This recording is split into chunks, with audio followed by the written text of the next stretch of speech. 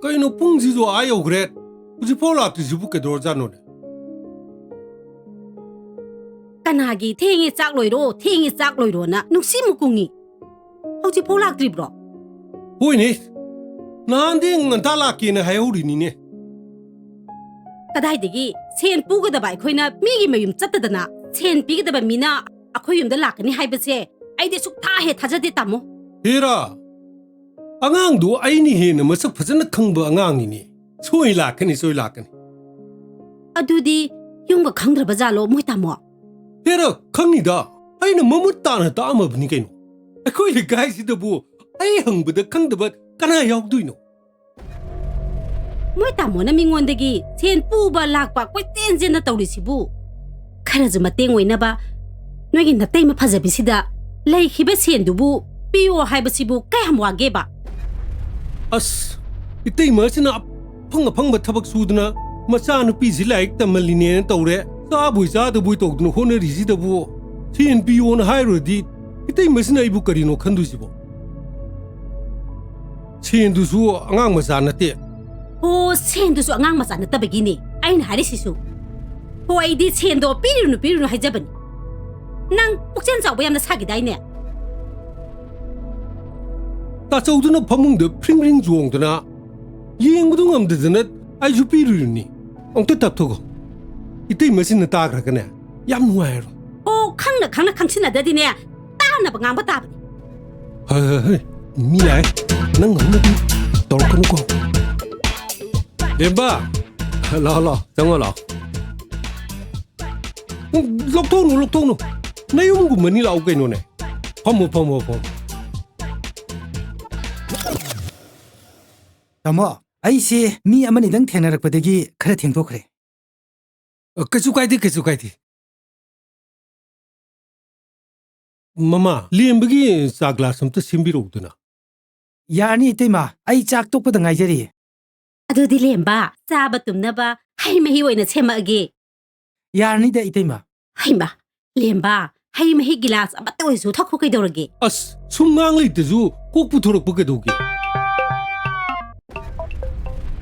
tamo, 이때마 와나바 탁다수 야라시부.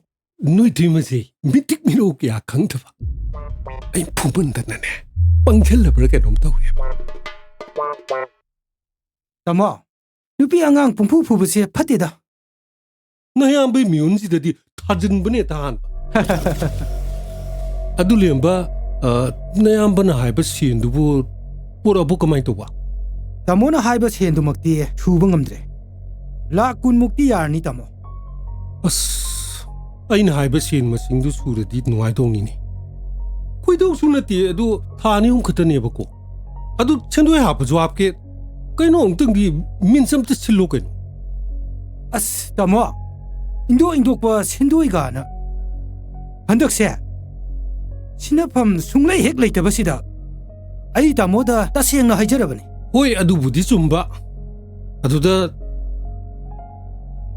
ꯂꯦꯝꯕ ꯁꯦ ꯍꯩꯃꯦ ꯁꯤꯃ ꯄꯥꯏꯁꯤ ꯑꯁ 이태이마ꯁꯤ마 ꯁꯦꯝꯗꯁꯨ ꯌꯥꯔꯕꯁꯤꯗ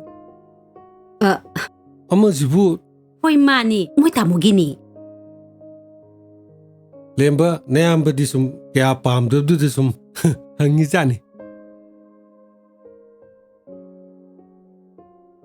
ꯍꯟꯗꯛꯀꯤ ꯊꯕꯛꯁꯤꯗꯤ ꯂꯦꯝꯕ ꯅꯨꯡꯉꯥꯏꯈ꯭ꯔꯕꯖꯥꯠꯅꯤ ꯑꯩꯈꯣꯏ ꯃꯤꯅꯤꯁꯇꯔ ꯃꯁꯥꯅꯁꯨꯅꯦ ꯁꯨꯗ ꯁꯨꯖꯜꯂꯨ ꯕꯤꯜꯒꯗꯨꯗꯤ ꯐꯖꯅ ꯁꯨꯕ ꯁꯨꯗꯕ ꯕꯤꯜꯁꯤꯗꯤ ꯀꯥꯏꯊꯣꯛꯑꯒꯦꯅ ꯉꯥꯏ ꯂꯩꯔꯝꯅꯤ ꯇꯥꯃꯣꯒꯤ ꯃꯄꯣꯛꯁꯤꯗꯤ ꯑꯇꯥꯡꯕ ꯃꯄꯣꯛꯅꯤꯗ ꯀꯗꯥꯏꯗꯒꯤ ꯋꯥꯅꯣꯗ ꯂꯦꯝꯕ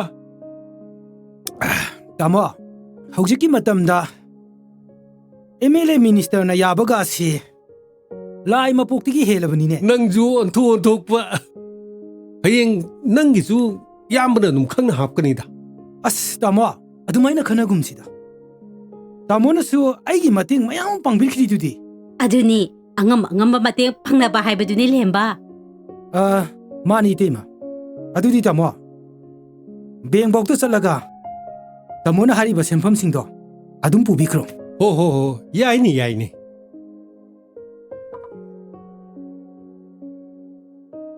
이태이마 ꯑꯗꯨꯗꯤ ꯑꯩꯈꯣꯏ ꯑꯃꯨꯛ ꯌꯧꯔꯨꯈꯤꯒꯦ ꯍꯣꯏ ꯌꯧꯔꯨꯔꯣ ꯂꯦꯝꯕ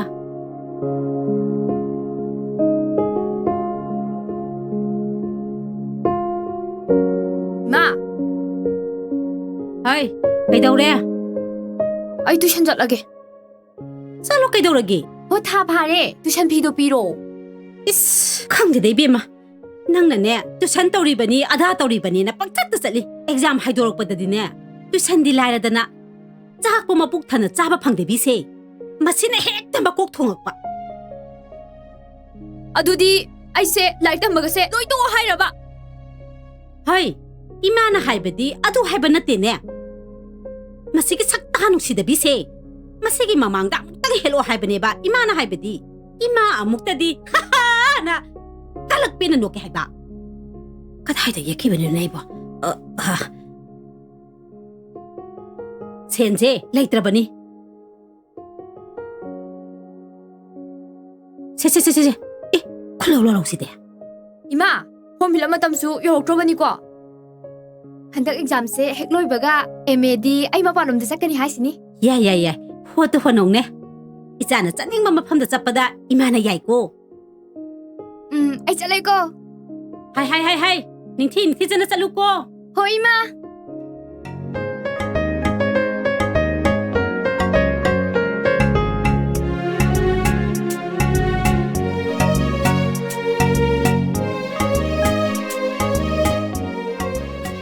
ꯂꯥꯡꯂꯦ ima ꯏꯃꯥꯅꯦ ꯅꯄꯟ ꯆꯥꯎꯕꯒꯤ ꯂꯧꯗꯣ ꯉꯁꯤ ꯂꯣꯏꯁꯟꯗꯕ ꯌꯥꯗꯦꯅ ꯍꯥꯏ ꯑꯗꯨꯝꯇ ꯆꯠꯂꯨꯈꯤꯒꯦ hoi ma ꯏꯃꯥꯅ ꯆꯥꯛ ꯊꯣꯡꯉꯒ ꯊꯝꯃꯝꯃꯕꯅꯤ ꯅꯪ ꯊꯤꯔꯒ ꯆꯥꯔꯣꯀꯣ hoi ma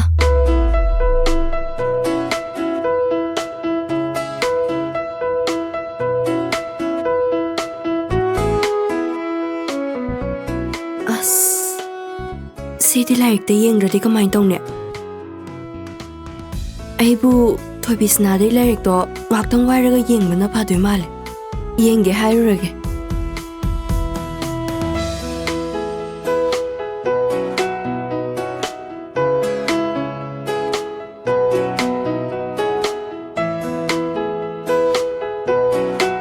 ꯊꯣꯏꯕꯤꯁꯅꯥ kaino ꯊꯣꯏꯕꯤꯁꯅꯥ ꯅꯪꯒꯤ ꯕꯥꯏꯑꯣꯂꯣꯖꯤꯒꯤ ꯂꯥꯏꯔꯤꯛꯇꯣ 이제 미니 mga katang kainomtang yenge aduga larikto yam thuna mu pirake ichigi wakhanda aisibo lari waifam library oina urabo aina lari balari sidine aina pajanaba aidine mingonda larik sanjade 하이 까리노 깐나 강나리두보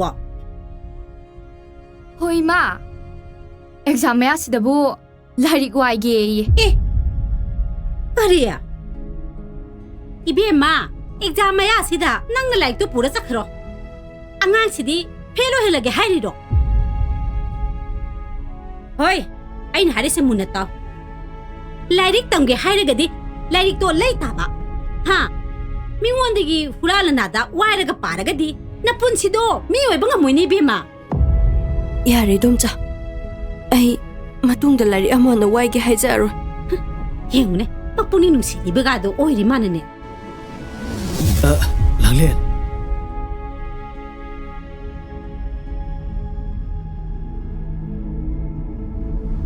ꯏꯟꯗꯣꯝꯆꯥ 이봉아, 까리 레이래. 인돔자 비로이기 세바오 엄다 탐자람게 떠보니 까리 누미트노, 까나기 세바오노네. 인돔자 세바옥시다 이라가 로이나 야오르바니 마두 항나다나바네 타오이나 셀 띵나라가 세바옥시 남나리바니 마뚱다디 인돔자수 까나군바 암타다 앙비루르노 인돔자 세마판 톡테나 소이드나 하이나 크라니 에, ngaiko, 타왕. 낭낭 앙기도 까나다노. 하, 낭낭 앙기도 까나다노. 인돔자시디 오톡파니다 소아이시다 레이리시 인돔자 이바니 각다니 까나암타 레이버수 나테 인돔자다 나트라디 아이나 강이시부 까나다 오이두이노 인돔자부 nga오라보 하이마. 세 시다 탐험하게 하이, ngaiko, 낭기 바톤제, 체, 보고. 레행 만남남바 마나수 미우시 때바가 차이네.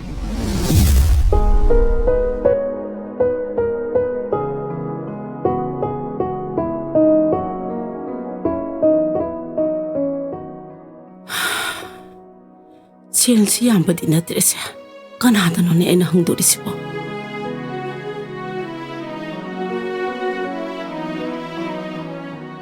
ꯊꯣꯏꯕꯅꯤꯅꯦ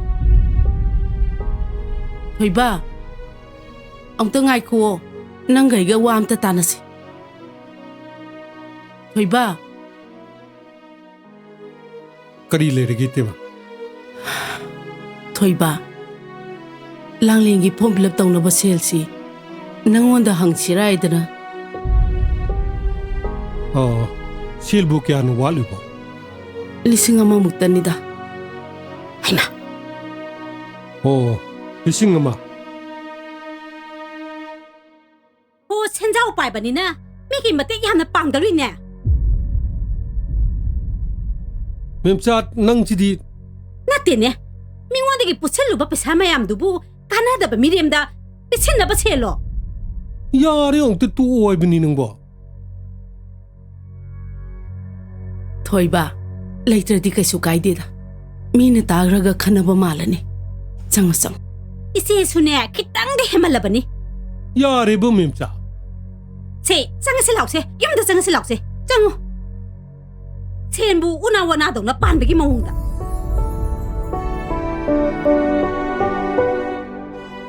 이마 ꯀꯩꯒꯤꯅꯣ ꯈꯨꯔꯥꯇꯣꯟ ꯈꯣꯏ ꯏꯗꯣꯝꯆꯥ ꯈꯣꯏꯅ ꯑꯩꯈꯣꯏꯕꯨ ꯑꯁꯨꯛ ꯍꯟꯊꯅ ꯈꯜꯂꯤꯁꯤꯕꯣ ꯈꯨꯔꯥꯇꯣꯟꯁꯦ ꯑꯩꯒꯤ ꯄꯥꯕꯨꯡꯒꯤ ꯍꯦꯛ ꯃꯔꯦꯝꯈꯥꯛꯀꯤ ꯃꯅꯥꯎꯅꯦ ꯍꯥꯏꯕꯗꯥꯏꯅꯦ ꯕꯦꯃꯥ ꯑꯗꯨꯝꯅ ꯈꯟꯕ ꯍꯧꯅꯗꯦ ꯁꯨꯝ ꯏꯆꯝ ꯆꯝꯅ ꯄꯉꯥꯡ ꯉꯥꯡꯖꯔꯤꯕꯅꯤ ꯅꯪꯕꯨ ꯆꯥꯛ ꯂꯣꯏꯔꯕ꯭ꯔꯣ ꯂꯣꯏꯔꯦ ꯏꯃꯥ ꯆꯥꯛ ꯆꯥꯊꯣꯛꯎꯔꯁꯤ ꯏꯃꯥꯗꯤ ꯆꯥꯛ ꯂꯥꯝꯕꯅ ꯂꯣꯏꯔꯕꯅꯤ ꯆꯥꯊꯣꯛꯎꯔꯁꯤ ꯂꯥꯛꯑꯣ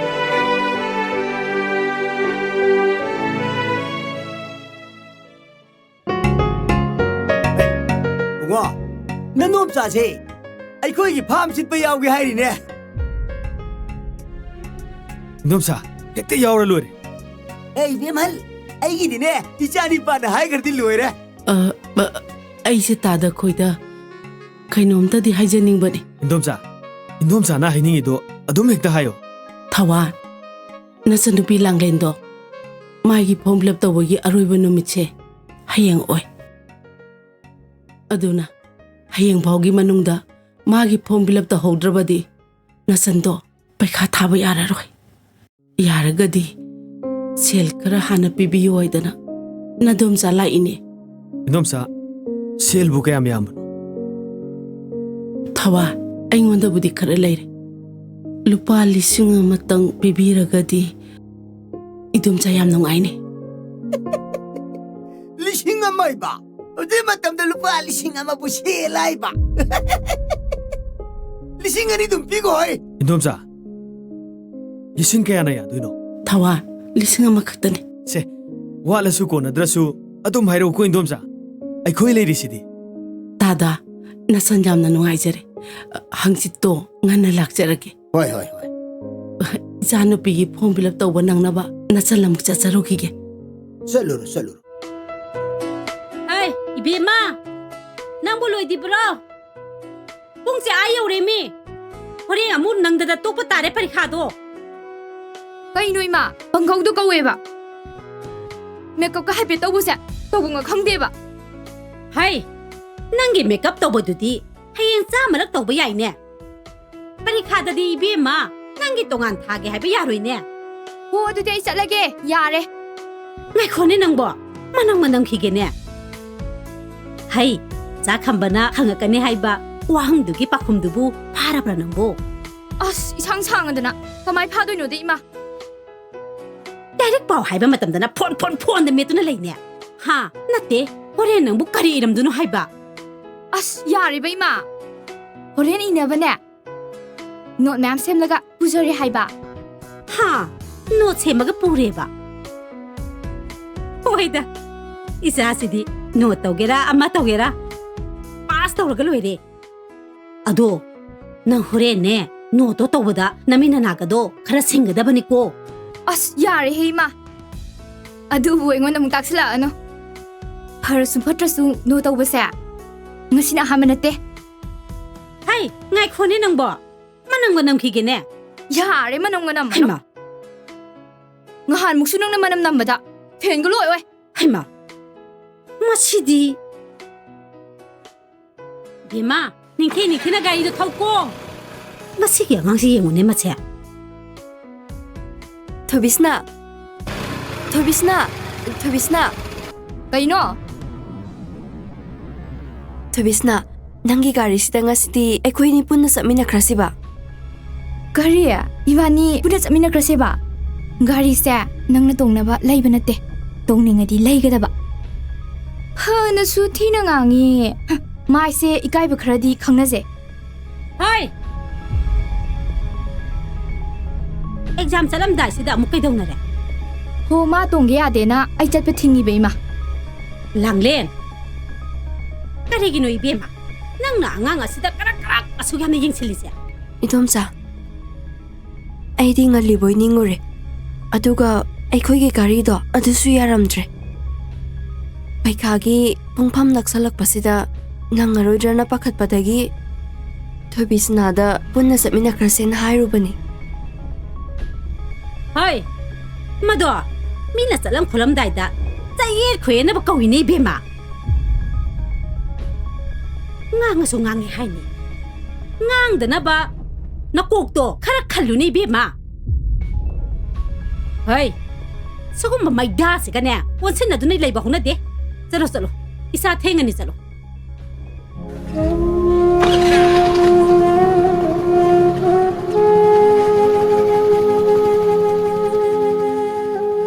ꯂꯥꯡꯂꯦꯟ ꯀꯩꯗꯧꯔꯦ ꯊꯦꯡꯉꯦꯅ ꯍꯣꯕꯦ ꯆꯠꯈ꯭ꯔꯒ ꯍꯧꯖꯤꯛꯐꯥꯎ ꯆꯠꯂꯝꯗ꯭ꯔꯤꯕ ꯏꯆꯦ ꯅꯆꯥꯁꯦ ꯈꯔ ꯋꯥꯔꯛꯄꯤꯌꯨ ꯃꯇꯥꯡ ꯃꯇꯝ ꯆꯥꯗꯅ ꯃꯤꯉꯣꯟꯗ ꯌꯦꯠꯄꯁꯦ ꯃꯗꯨ ꯇꯧꯍꯟꯕꯤꯒꯅꯨ ꯌꯥꯔꯦ ꯃꯦꯝꯆꯥ ꯑꯩꯒꯤ ꯏꯆꯥ ꯀꯅꯥꯅꯣ ꯍꯥꯏꯕ ꯃꯁꯛ ꯃꯨꯟꯅ ꯈꯪꯉꯤ ꯏꯆꯦꯒꯤꯁꯦ ꯏꯆꯥ ꯀꯟꯈꯠꯂꯤꯕ ꯒꯥꯏꯗꯨꯅꯦ ꯍꯩꯃꯥ ꯃꯦꯝꯆꯥ ꯋꯥꯇ ꯄꯥꯗꯕ ꯃꯃꯥ ꯃꯄꯥꯅꯅꯦ ꯃꯆꯥ ꯅꯨꯡꯁꯤꯕꯒꯨꯝ ꯅꯣꯡꯃꯒꯤ ꯆꯔꯥ ꯇꯥꯟꯕꯗ ꯁꯔꯨ ꯁꯌꯥꯡ ꯇꯦꯛꯂꯕ ꯃꯃꯥ ꯑꯩꯁꯨ ꯃꯆꯥ ꯅꯨꯡꯁꯤ ꯍꯥꯏꯕꯁꯦ ꯅꯪ ꯈꯪꯗ꯭ꯔ ꯃꯥꯜꯂꯦ ꯌꯥꯔꯦ ꯋꯥ ꯉꯥꯡꯕꯗꯅꯦ ꯎꯆꯤ ꯀꯣꯠꯇꯅ ꯉꯥꯡꯕꯗꯣ ꯇꯧꯕꯤꯔꯅꯨ ꯃꯤꯅ ꯉꯥꯡꯉꯤꯁꯦ ꯀꯔꯤ ꯂꯩꯒꯦꯗꯤ ꯈꯟꯗꯗꯅ ꯀꯥꯏ ꯈꯪꯗꯕꯤ ꯍꯤꯗꯥꯛ ꯂꯩꯇꯦ ꯍꯥꯏꯕꯗꯣ ꯆꯨꯝꯈ꯭ꯔꯦꯗ 이해 ꯕꯦꯃꯥ ꯊꯦꯡꯈ꯭ꯔꯦ ꯆꯠꯂꯣ ꯍꯩ ꯀꯔꯤꯒꯤ ꯅꯕꯨꯅꯤ ꯁꯣꯟꯊꯔꯤꯅꯣ ꯍꯥ ꯅꯪꯒꯤꯗꯃꯛ ꯏꯃꯥ ꯂꯩꯔꯤꯁꯤꯗꯤ ꯌꯦꯡꯉꯣꯏ ꯄꯨꯟꯁꯤ ꯍꯥꯏꯕꯁꯦ ꯅꯤꯡꯍꯟꯅꯒꯗꯕ ꯅꯠꯇꯦ ꯁꯤꯡꯅꯒꯗꯕꯅꯤ ꯑꯗꯨꯝꯅ ꯇꯧꯕ ꯍꯧꯅꯗꯦꯁꯦ ꯊꯥꯡꯅꯕꯨ ꯐꯦꯡꯉꯒꯕꯨ ꯃꯊꯧ ꯍꯟꯕ ꯍꯧꯅꯕ꯭ꯔꯣ ꯆꯠꯂꯣ ꯊꯦꯡꯈ꯭ꯔꯅꯤ ꯆꯠꯂꯣ ꯏꯃꯥ ꯑꯩ ꯆꯠꯂꯨꯈꯤꯒꯦ ꯆꯠꯂꯣ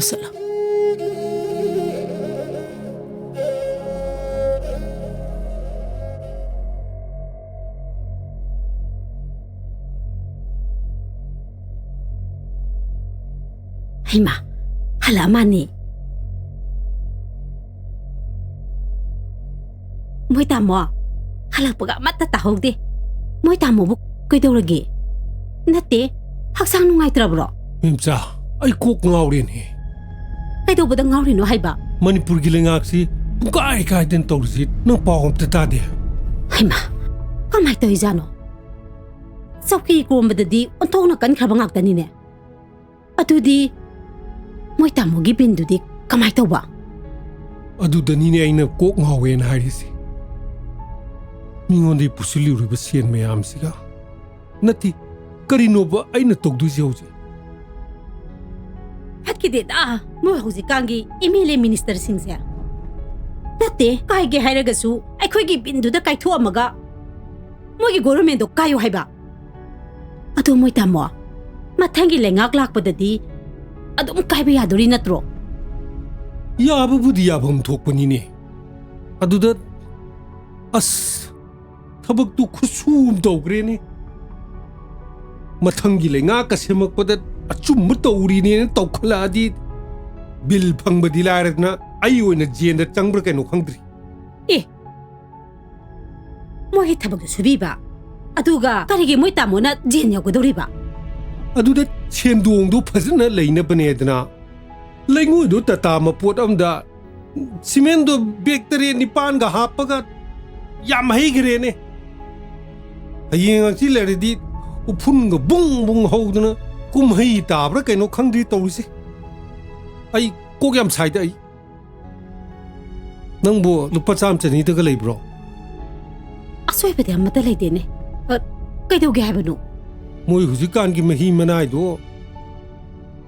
ꯃꯆꯥ ꯑꯃꯅꯤꯗꯪ ꯄꯥꯏꯔꯨꯒꯦꯅ ꯇꯧꯕꯅꯤ ꯑꯁ ꯀꯔꯤꯅꯣꯗ ꯃꯣꯏ ꯇꯥꯃꯣꯁꯨ ꯅꯍꯥꯟꯈꯩ ꯍꯥꯏꯗꯕ ꯋꯥ ꯉꯥꯛꯇ ꯍꯦꯛ ꯍꯥꯏꯔꯗꯅ ꯑꯣ ꯃꯍꯤ ꯃꯅꯥꯏꯗꯣ ꯈꯔ ꯄꯥꯏꯔꯗꯤꯅꯦ ꯊꯃꯣꯏꯒꯤ ꯑꯋꯥꯕ ꯃꯊꯥ ꯁꯥꯕ ꯈꯣꯠꯄ ꯂꯣꯏꯅ ꯐꯩ ꯃꯤꯅ ꯀꯥꯎꯏ ꯈꯣꯠꯂꯤ ꯍꯥꯏꯅꯔꯤꯁꯤ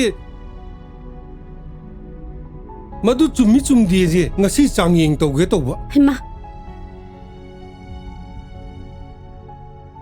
ꯍꯩꯃꯥ ꯆꯠꯈ꯭ꯔꯦꯅꯦ 이스 가만히 있던 시대 빈 방아가 아이나 떠왜 칼리만 마이 암시가 분가이 가려다 봐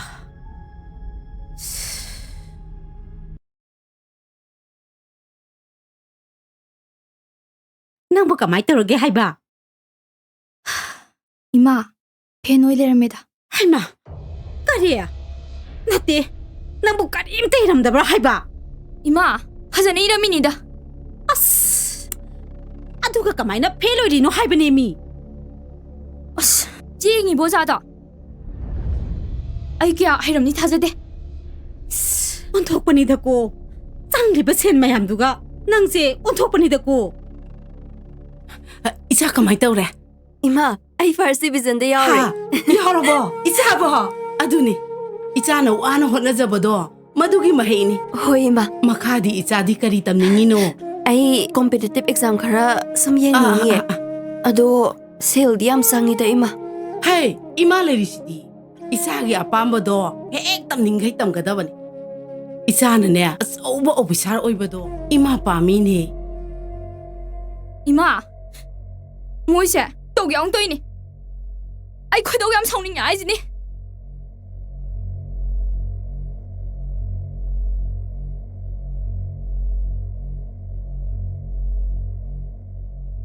페이페이 뭐이나 거기다 으스다바 살았다나 강리다나 세세세. 아두디네. 이마이자 인상 아오바마 통하가네. 이마이자 사토우라슬라. 호이 이마. 이제 호이세 인상 아하우버 짜바가 라이디 와 아무튼 강나기시 이제 멘자, 까리 레이라게. 이제 순에 와세 강나 강치나다바 원통나 해이크래 멘자, 낭기 와시 이제 락산 방암드레네. 호이 야래데 이제 이제는 와라바 마탐다디 나라우 누파스나 락락 부톡두나 레피키버두부 이제 뭐 까위라브로 멘자, 까리기 까우도이노. 이제 술레만다바다기 와 캉다바 따레. hꯧꯖꯤꯛꯇꯤꯅꯦ ꯏꯆꯦꯒꯤ ꯑꯗꯨꯒꯤ ꯋꯥꯗꯣ ꯌꯥꯔꯣꯏ ꯈꯪꯕ꯭ꯔꯥ ꯌꯦꯡꯉꯨ ꯅꯅꯥꯎ ꯅꯨꯄꯥꯁꯤꯕꯨ ꯅꯣꯡꯃꯗ ꯌꯨ ꯊꯛꯑꯝꯕ꯭ꯔꯣ ꯍꯧꯖꯤꯛꯇꯤ ꯃꯤꯒꯤ ꯃꯔꯟꯅ ꯈ꯭ꯋꯥꯡ ꯀꯣꯏꯔꯦꯗꯅ ꯅꯣꯡꯉꯥꯟꯕꯒ ꯏꯍꯨꯗ ꯂꯥꯏꯆꯨꯗꯨꯅ ꯂꯩꯔꯤꯁꯦ ꯏꯆꯦꯒꯤ ꯅꯨꯃꯤꯠꯇꯣ ꯎꯗ꯭ꯔꯣ? ꯃꯦꯟꯆꯥ, ꯏꯆꯦꯅ ꯍꯧꯖꯤꯛ ꯇꯧꯗꯣꯏꯁꯤꯕꯨ ꯀꯔꯤꯅꯣ? ꯍꯣꯏ ꯌꯨꯝ ꯌꯣꯟꯒꯦꯔꯥ ꯏꯪꯈꯣꯜ ꯌꯣꯟꯒꯦꯔꯥ ꯑꯩꯈꯣꯏꯒꯤ ꯁꯦꯟꯗꯣ ꯄꯤꯊꯣꯛꯄꯤꯅꯕ ꯇꯧꯕꯤꯔꯣ. ꯏꯇꯩꯃ, ꯅꯅꯥꯎ ꯅꯨꯄꯤ ꯍꯥꯏꯁꯦ ꯑꯁꯦꯡꯕꯅꯦ ꯑꯩꯈꯣꯏꯁꯨ ꯌꯦꯡꯕ ꯌꯥꯕ ꯌꯦꯡꯉꯦ. ꯍꯧꯖꯤꯛꯇꯤ ꯅꯅꯥꯎ ꯑꯩꯁꯨ ꯋꯥꯕꯅꯤꯅ ꯁꯦꯜꯗꯨ ꯄꯤꯊꯣꯛꯄꯤꯔꯣ.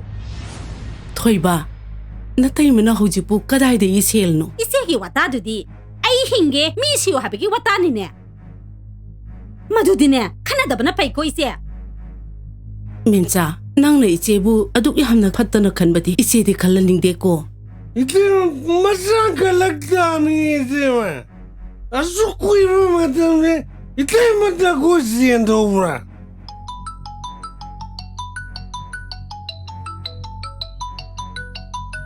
두두 지엔도브 민네 버스.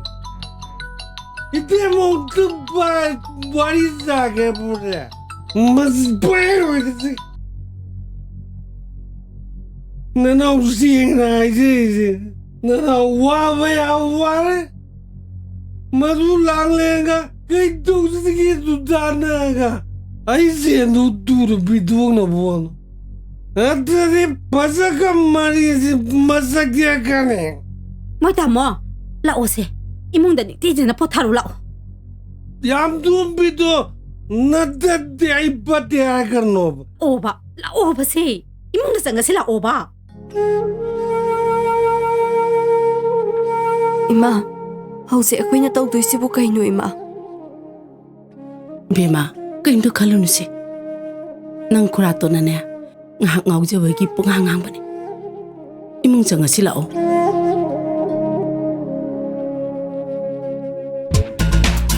야, 폰가 깍탔다는 떠오르 시나디. 아이디 따오 첸도 삐락가네버 타자대다. 모이나 아잉원데 셴 삐드 벙엄거들아. 아두딩아 뭐다. 아두다 첸도 펑모이들 시니. 거리봐. 아씨. 까이노니다. 잘라고 삐락도 뭐할래요. 더 첸도 땀이양 그럽니다.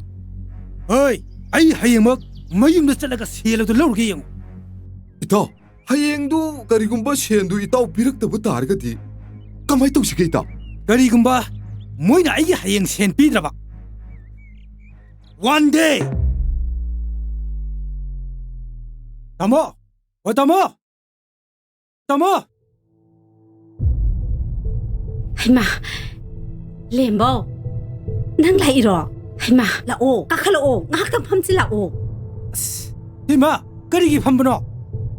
나 토이베도 얌 두놈도 꼭 도피로. 렘바 낭 따토이버도 미기 세나 꼭 나오보다 이용기 마카다 ngahakta 렉트라바니네 붕어.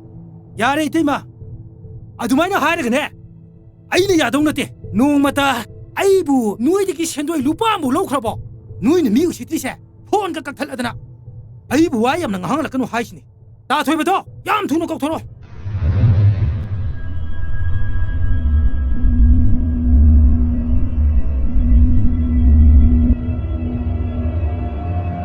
렘바 낭나 하이리도 하이밤 톡바니 한데기 마당세 이때이마 낭니 망데 얌네 까이레.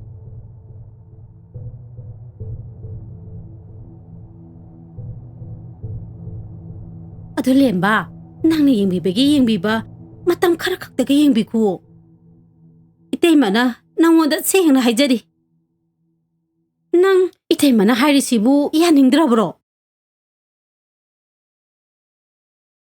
렘바 렘보 아, 이때마. 낭 이때이마나 하이리시 야닝드라브로. 머밍부 거리 고게. 카리로네 하이리시부 렘바. 아, 이때마. 아이디 아육시도 헬로이네 지루레드나. 카리로네 하이리시부 렘바. 나나옥시 와칼라마 떠오르레. 낭부 까리와칸 떠루르게. 이때마 거기에 당나나 레이리바 만주누리바 юм시다. 레이샤비 마사마카 ꯈꯪꯍꯧꯗꯅ ꯅꯅꯥꯎꯒꯤ ꯃꯤꯠꯁꯤꯗ ꯄꯤꯠ ꯂꯥꯎꯅ ꯎꯔꯨꯔꯦ ꯐꯖꯕ ꯄꯨꯝꯕꯅ ꯄꯨꯡꯌꯣꯝ ꯌꯣꯝꯕꯗꯨꯗ ꯅꯅꯥꯎꯗꯤ ꯍꯦꯂꯣꯏ ꯑꯣꯏꯔꯕꯣꯏ ꯅꯤꯡꯉꯨꯔꯦꯗꯅ ꯑꯣ ꯂꯩꯌꯦ ꯃꯤ ꯀꯗꯥꯏꯗꯒꯤ ꯍꯦꯂꯣꯏꯅꯣ ꯏꯆꯦꯒꯤ ꯃꯆꯥꯅꯤ ꯑꯩꯒꯤꯁꯨ ꯏꯆꯥꯒꯨꯝꯕꯅꯤ ꯑꯁꯨꯛ ꯌꯥꯝꯅ ꯇꯣꯏꯅ ꯏꯇꯩꯃꯣꯏꯗ ꯂꯥꯛꯄꯁꯦ ꯅꯣꯡꯃꯇ ꯐꯥꯎ ꯎꯗꯦꯅ ꯂꯦꯝꯕ ꯅꯪꯒꯤ ꯋꯥꯇꯥꯁꯤꯗꯤ ꯃꯅꯨꯡꯗ ꯀꯩꯅꯣꯝꯃ ꯂꯩꯕ ꯃꯥꯜꯂꯤꯀꯣ ꯏꯃꯥ ꯃꯅꯨꯡꯗ ꯀꯩꯅꯣꯝꯃ ꯂꯩꯕ ꯅꯠꯇꯦꯃꯤ ꯑꯩꯒꯤ ꯊꯃꯣꯏꯁꯦ ꯃꯥꯕꯨ ꯍꯦꯛ ꯎꯔꯨꯕ ꯃꯤꯀꯨꯞꯇ ꯅꯨꯡꯁꯤꯒꯤ ꯕꯣꯝꯖꯥꯎ ꯑꯃꯅ ꯕꯪ ꯂꯥꯎꯅ ꯍꯦꯛꯇ ꯄꯣꯈꯥꯏꯈ꯭ꯔꯕꯅꯤ ꯃꯤ ꯏꯇꯩꯃ ꯑꯉꯥꯎꯕꯁꯤꯗꯤ ꯅꯪꯅꯕꯨ ꯄꯥꯝꯃꯗꯤ ꯅꯇꯩꯃꯅ ꯐꯅꯕ ꯁꯤꯜꯂꯒ ꯂꯣꯏꯔꯦ ꯀꯩꯅꯣ ꯍꯣꯏ ꯌꯥꯔꯦꯗ ꯈꯜꯂꯣ ꯏꯇꯩꯃ ꯅꯅꯥꯎꯅ ꯏꯇꯩꯃꯗ ꯉꯥꯡꯉꯣꯏꯗꯕ ꯋꯥꯍꯩ ꯀꯌꯥꯝ ꯉꯥꯡꯈ꯭ꯔꯦ ꯏꯇꯩꯃꯅ ꯅꯅꯥꯎꯕꯨ ꯑꯃꯨꯛꯇ ꯉꯥꯛꯄꯤꯌꯨ ꯑꯩꯒꯤ ꯄꯤꯠ ꯂꯥꯎꯕ ꯁꯦꯟ ꯈꯔꯗꯣ 이문 문웅기 마땡 방문이 칸톡셀에게 이때마 lemba nangi wasideba se itay manane nangi luhongbodo kaya thuna nang luhongi luhongde habado nang yenguko 이때마 이 사지 까이놈 핵도이다 이때마 아이 묵작하게 이때마 로ong보다 그래 돈 짓고 이때마 아이 잘래 is yengunese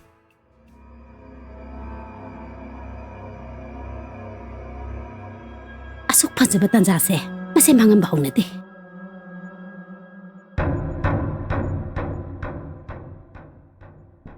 moi tamo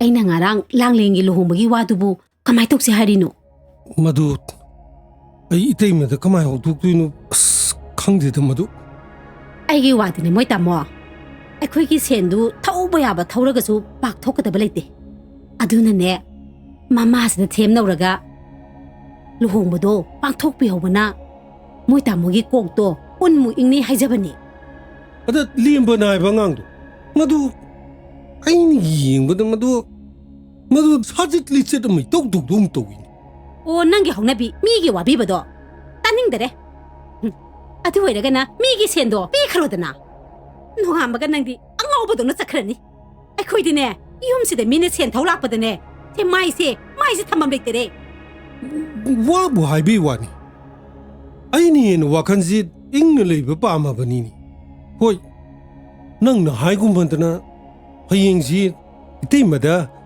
ꯂꯥꯡꯂꯦꯟ ꯂꯨꯍꯣꯡꯕꯒꯤ ꯋꯥꯁꯦ ꯑꯩ ꯍꯧꯗꯣꯛꯑꯒ ꯌꯦꯡꯉꯒꯦ ꯑꯣ ꯍꯧꯗꯣꯛꯄꯗꯣ ꯅꯠꯇꯤꯌꯦ ꯌꯥꯗ ꯌꯥꯔꯣꯏꯅ ꯀꯦ ꯂꯥꯎꯅ ꯅꯝꯒꯗꯕ ꯅꯠꯇꯗꯤꯅꯦ ꯃꯣꯏ ꯇꯥꯃꯣ ꯅꯪ ꯋꯥꯖꯅꯤ ꯍꯥꯏꯖꯁꯤꯅꯤ ꯍꯣꯏꯅꯦ ꯌꯥꯅꯤ ꯑꯩꯅ ꯍꯥꯏꯕꯗꯨ ꯃꯣꯏꯅ ꯌꯥꯗꯕ ꯌꯥꯒꯗ꯭ꯔꯣ ꯌꯥꯗ꯭ꯔꯒꯅ ꯁꯦꯟꯗꯨ ꯄꯤꯌꯣꯅ ꯅꯩ ꯇꯥꯔꯦ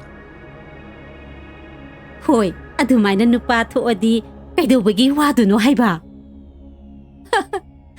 ꯍꯩꯃꯥ ꯇꯦꯃꯥ ꯋꯥꯔꯤꯁꯤ ꯁꯦꯡꯅ ꯍꯥꯏꯖꯔꯒꯦ ꯊꯣꯏꯕ ꯅꯪꯒꯤ ꯁꯦꯟꯗꯨꯒꯤ ꯃꯇꯥꯡꯗꯨꯔꯥ ꯇꯦꯃꯥ ꯅꯅꯥꯎꯅ ꯉꯥꯏꯍꯥꯛ ꯉꯥꯎꯕꯒꯤ ꯄꯉꯥꯡ ꯉꯥꯡꯕ ꯋꯥꯅꯤꯗ ꯇꯦꯃꯥ ꯑꯗꯨꯗ ꯂꯨꯅ ꯈꯟꯕꯤꯔꯨꯅꯨꯗ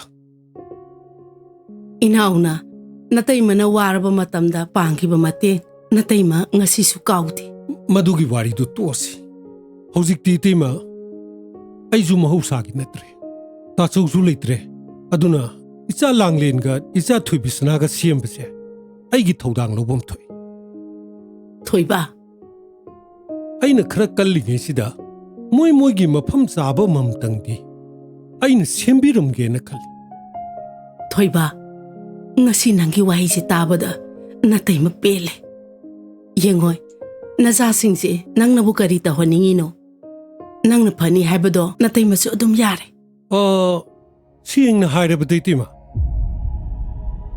ꯂꯥꯡꯂꯦꯟꯁꯤ ꯂꯨꯍꯣꯡꯕꯤꯅꯅꯕ ꯇꯧꯔꯁꯤ ꯏꯇꯩꯃ ꯀꯔꯤ ꯂꯨꯍꯣꯡꯕ ꯍꯣꯏ ꯏꯇꯩꯃ ꯂꯨꯍꯣꯡꯕꯤꯅꯕ ꯇꯧꯔꯁꯤ ꯑꯩꯁꯨ ꯈꯟꯕ ꯌꯥꯕ ꯃꯈꯩ ꯈꯜꯂꯒ ꯐꯤꯔꯦꯞꯁꯤ ꯂꯧꯔꯤꯕꯅꯤ ꯅꯨꯄꯥ ꯃꯆꯥꯗꯨꯁꯨ ꯑꯁꯨꯛꯀꯤ ꯃꯇꯤꯛ ꯁꯦꯟꯖꯥꯎ ꯄꯥꯏꯕ ꯅꯨꯄꯥ ꯃꯆꯥꯅꯤ ꯃꯥꯅ ꯍꯌꯦꯡ ꯁꯦꯠꯅꯤꯡꯕꯇ ꯁꯦꯠ ꯆꯥꯅꯤꯡꯕꯇ ꯆꯥ ꯇꯧꯗꯅ ꯏꯆꯥꯅ ꯍꯌꯦꯡ ꯅꯨꯡꯉꯥꯏꯅ ꯂꯩꯒꯗꯕꯗꯣ ꯑꯩꯅꯅꯦ ꯄꯨꯝꯅꯃꯛꯇꯨꯒꯤ ꯈꯜꯂꯨꯔꯒ ꯂꯨꯍꯣꯡꯕꯗꯨ ꯌꯥꯊꯣꯛꯑꯝꯃꯕꯅꯤ ꯀꯔꯤꯅꯣꯅꯦ ꯊꯣꯏꯕ ꯅꯪꯅ ꯉꯥꯡꯉꯤꯕꯗꯨꯕꯣ ꯃꯤ ꯑꯃꯒꯤ ꯄꯨꯟꯁꯤꯗ ꯂꯨꯍꯣꯡꯕ ꯍꯥꯏꯕꯁꯤꯗꯤ ꯂꯥꯏꯅ ꯈꯟꯕ ꯌꯥꯕ ꯅꯠꯇꯦ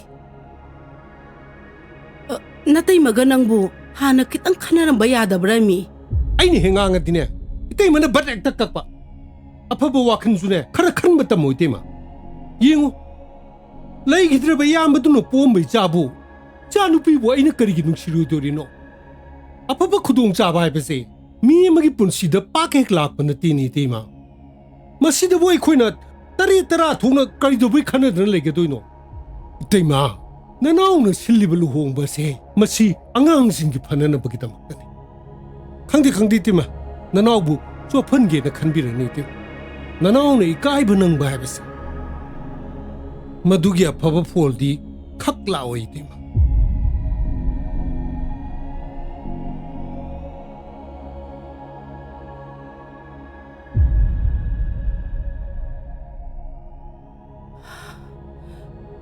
ꯀꯩꯅꯣ ꯃꯥꯅ ꯉꯥꯡꯉꯝꯃꯤꯕ ꯋꯥꯁꯤꯕꯣ ꯃꯪꯗꯕ ꯋꯥ ꯉꯥꯛꯇ ꯉꯥꯡꯉꯤꯗ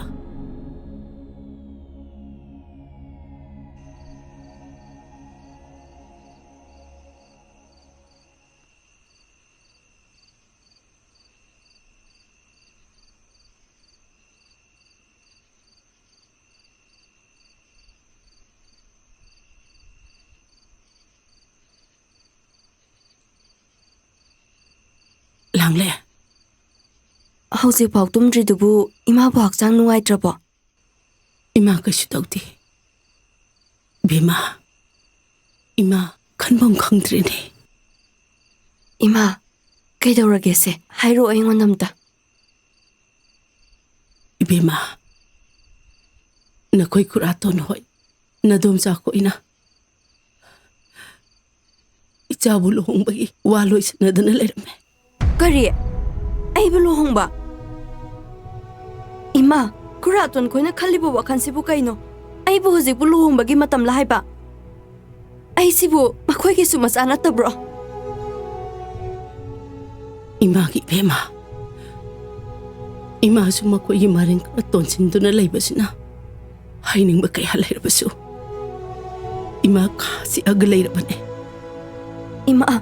이마부 yang warabo imana yang ware hairesu ai lairik tamba tosu toge luhongba haibatu matangdi ai kina kongda tahan biranu ima hai kari isa lairik tamba tokkadoino 이차나부 야닝드라바디 야디 하이키베 따바네 이행화에 이차나 고로맹기 타바 아서버 떠보도 이마 행기 도이네 이차 호나바 레빠 야데 나판 와나 찾아람바 юм식이 마농데 라이발란데 이차 각되네 이마 파래 낭수 타로 학장 총등 어버리 이마 타로라게 낭수 또 먹고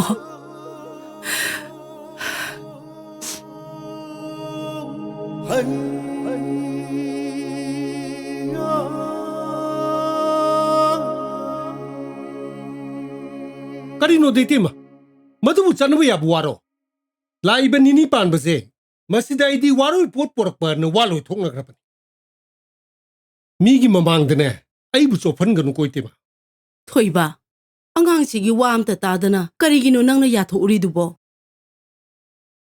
इसे अफफता खंग्रिबा अंगांगी वासुम लौदना लेरगदी नते अखोइ सिबु अहल लमल ओइबगी करिबु कानरिगेने हा नते मखुरा मंदोला अखोइना सिलिसिबु मागी फनबा नत्रो मेमचा नंगसु निंगोने ऐसु निंगोने नुपा ओइबा हाइबसिदी चामगी मपुने हाइनरिबने अदुबु निंगोन ओइबिसिंगी मराइबक्ति पोलोइना ख्वांगदा हेक कोइगिबदा निंगोनगी अरोइबा मराइबक ओइगदोरिबने अदुदा अंगांगसिगी अपामबसु खितंग ताबिबम थुइदना तेमा हुजिकने वा चकात चकत ngang दन लेबि मतम नतेबा आइजी मितोबलाबा फै ꯑꯉꯥꯡꯁꯦ ꯑꯩ ꯉꯁꯤꯗꯤ ꯋꯥ ꯆꯞ ꯆꯥꯅ ꯍꯪꯒꯦ ꯃꯥ ꯌꯥꯗꯕ꯭ꯔꯥ ꯌꯦꯡꯒꯦꯕ ꯐꯩ ꯐꯩ ꯐꯩ ꯍꯩ ꯊꯣꯏꯕ ꯊꯣꯏꯕ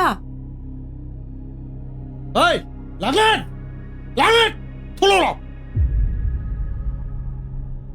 ꯈꯨꯔꯥꯇꯣꯟ ꯀꯩ ꯂꯩꯔꯒꯦ ꯍꯩ ꯅꯪꯅ ꯈꯨꯁꯤꯕꯨ ꯀꯅꯥꯅꯦꯅ ꯈꯟꯒꯦ ꯑꯩꯈꯣꯏꯁꯤꯕꯨ ꯀꯅꯥꯅꯦꯅ ꯈꯟꯒꯦ ꯇꯥꯆꯧꯗꯨꯅ ꯃꯔꯥꯏꯕꯛ ꯊꯤꯗꯅ ꯍꯦꯛ ꯂꯩꯈꯤꯗꯕ ꯇꯨꯡꯗ ꯑꯋꯥ ꯑꯅꯥ ꯄꯨꯝꯅꯃꯛꯁꯤ ꯑꯩꯅ ꯌꯦꯡꯁꯤꯟꯗꯨꯅ ꯂꯥꯛꯄ ꯅꯠꯇ꯭ꯔꯣ ꯍꯥ ꯃꯗꯨꯒꯤ ꯃꯍꯩꯔꯣ ꯅꯪꯅ ꯑꯩꯕꯨ ꯃꯤꯌꯥꯝꯃꯥꯡꯗ ꯈꯣꯡꯒꯣꯏꯅꯅꯕ ꯍꯣꯠꯅꯔꯤꯕꯁꯦ ꯍꯥ ꯅꯪ ꯂꯨꯍꯣꯡꯕꯗꯨ ꯌꯥꯗꯕ ꯌꯥꯔꯣ ꯈꯨꯔꯥꯇꯣꯟ ꯃꯇꯝ ꯈꯔꯗꯪꯗꯤ ꯑꯩ ꯅꯈꯣꯏꯒꯤ ꯅꯅꯥꯛꯇ ꯂꯩꯈꯤꯒꯦ ꯌꯦꯡꯉꯣꯏ ꯂꯥꯡꯂꯦꯟ ꯅꯪ ꯈꯨꯔꯥꯇꯣꯏ ꯑꯩꯈꯣꯏ ꯃꯌꯥꯝꯅ ꯁꯤꯜꯂꯤꯁꯦ ꯅꯪꯒꯤ ꯇꯨꯡꯒꯤ ꯌꯥꯏꯐꯅꯕꯅꯤꯅꯦ ꯅꯪ ꯍꯧꯖꯤꯛꯅꯦ ꯌꯥꯏ ꯌꯥꯗꯦ ꯍꯥꯏꯕꯒꯤ ꯃꯇꯝ ꯅꯠꯇꯦ ꯅꯪꯅꯦ ꯅꯤꯅꯤ ꯄꯥꯝꯕꯁꯤꯗ ꯅꯪꯒꯤ ꯋꯥꯔꯣꯏꯄꯣꯠ ꯄꯨꯔꯛꯑꯅꯤ ꯈꯪꯉꯕ꯭ꯔꯥ ꯀꯔꯤ ꯋꯥꯔꯣꯏꯄꯣꯠ 이놈자 ꯈꯨꯔꯥꯇꯣꯟ ꯅꯣꯏ ꯃꯌꯥꯝ ꯑꯩꯕꯨ ꯀꯩꯝꯇ ꯅꯨꯡꯁꯤꯗ꯭ꯔꯕꯣ ꯏꯃꯥ ꯏꯃꯥ ꯅꯣꯏꯅ ꯑꯩꯒꯤ ꯋꯥ ꯑꯝꯇ ꯇꯥꯕꯤꯗ꯭ꯔꯤꯁꯤꯕꯨ ꯅꯪꯁꯤꯕꯨ ꯑꯩꯒꯤ ꯑꯄꯣꯛꯄꯤ ꯏꯃꯥ ꯅꯠꯇ꯭ꯔꯕꯣ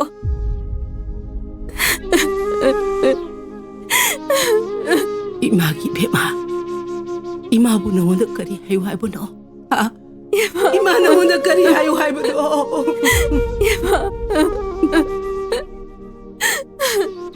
이때마 닝원싱나 마용 타도엄다이다 마북ning nungsibaysidi ꯍꯧꯅꯁꯥꯅꯤ ꯃꯗꯨꯗ ꯃꯤꯅꯨꯡꯁꯤ ꯊꯝꯗꯅ ꯅꯅꯥꯎꯕꯨ ꯃꯤ ꯃꯌꯥꯝ ꯃꯃꯥꯡꯗꯅꯦ ꯀꯥꯏꯕ ꯐꯤꯔꯨꯛ ꯈꯨꯝꯅꯕ ꯁꯤꯟꯕꯤꯒꯅꯨ ꯂꯨꯍꯣꯡꯕꯁꯦ ꯀꯥꯏꯍꯟꯕ ꯌꯥꯔꯣꯏ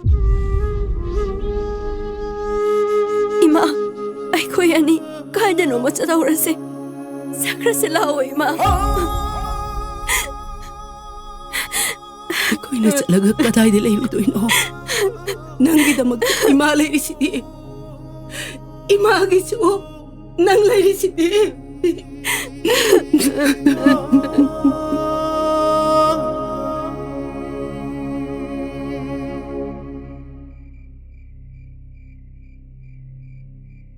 다타완 다타완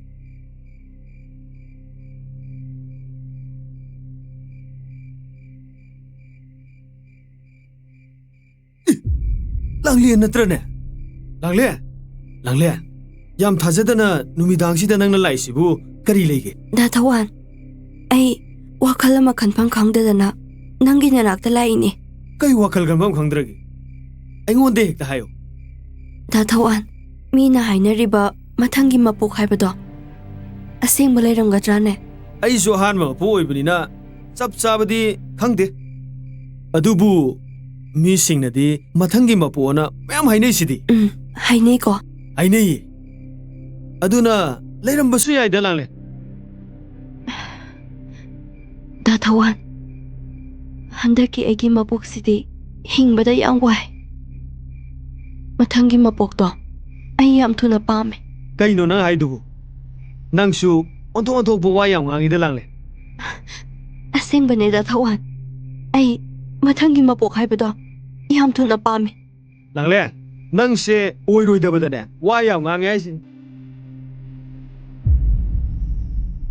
ꯑꯦ ꯀꯩꯅꯣ ꯂꯥꯡꯂꯦꯟ ꯅꯪ ꯇꯧꯔꯤꯗꯣ ꯀꯩꯅꯣ 다타완 ꯑꯩꯅ ꯇꯧꯔꯤꯁꯦ ꯃꯊꯪꯒꯤ ꯃꯄꯣꯛ ꯍꯥꯏꯕꯗꯣ ꯌꯥꯝ ꯊꯨꯅ ꯐꯪꯅꯕꯅꯦ ꯑꯁ ꯂꯥꯡꯂꯦꯟ ꯅꯪꯁꯦ ꯑꯣꯏꯔꯣꯏꯗꯕꯗꯅꯦ ꯑꯗꯨꯃꯥꯏ ꯐꯥꯒꯤ ꯇꯧꯅꯔꯣꯏꯁꯦ ꯍꯥꯏꯁꯤꯅꯤ ꯑꯁꯦꯡꯕꯅꯤ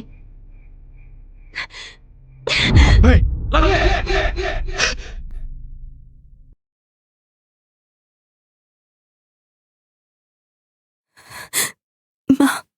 이마 이자 꾸이나 ꯂꯣꯏꯅꯧ ꯇꯝꯃꯝꯗ꯭ꯔ ꯃꯥꯜꯂꯦ ꯅꯁꯥꯕꯨ ꯋꯥꯔꯧꯅꯨꯀꯣ 이마 ꯑꯩ 이마ꯕꯨ ꯅꯨꯡꯁꯤꯗꯕ ꯅꯠꯇꯤꯌꯦ ꯅꯆꯥꯗꯤ ꯈꯣꯡꯁꯤꯅ ꯄꯨꯕ ꯃꯥꯏꯀꯩꯗꯨꯗ ꯆꯠꯈ꯭ꯔꯒꯦꯀꯣ 이마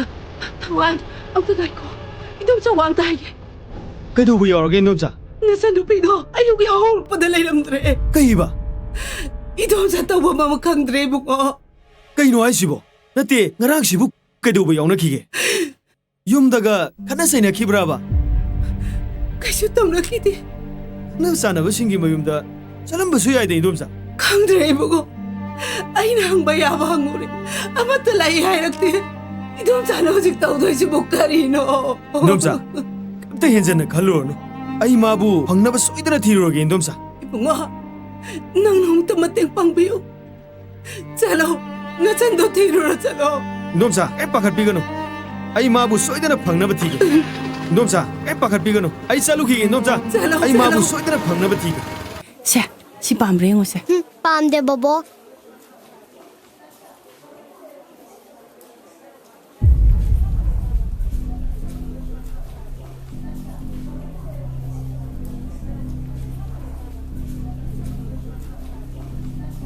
ꯄꯥꯕꯨꯡ ꯑꯁꯤꯗ ꯑꯩꯈꯣꯏ ꯃꯃꯥ ꯂꯩꯔꯦ ꯍꯥ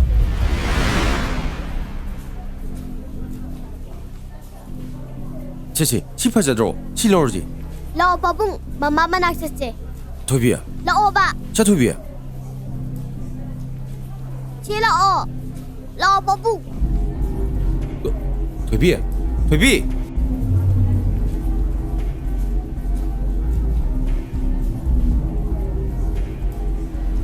ꯊꯣꯏꯕꯤ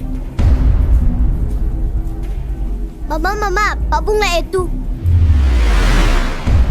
ꯅꯪꯒꯤ ꯑꯁꯦꯡꯕ ꯅꯨꯡꯁꯤꯕꯁꯦ ꯑꯩꯒꯤ ꯊꯃꯣꯏꯗ ꯂꯦꯡꯗꯅ ꯂꯩꯔꯤ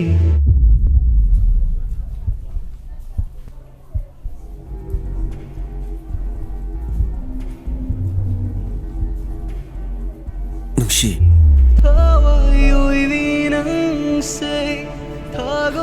ꯀꯩꯅꯣ ꯀꯩꯅꯣ ꯇꯧꯏꯗꯨꯕꯣ ꯁꯣꯔꯤ ꯑꯩ ꯁꯣꯏꯈ꯭ꯔꯦ 그동 저크자노네 해마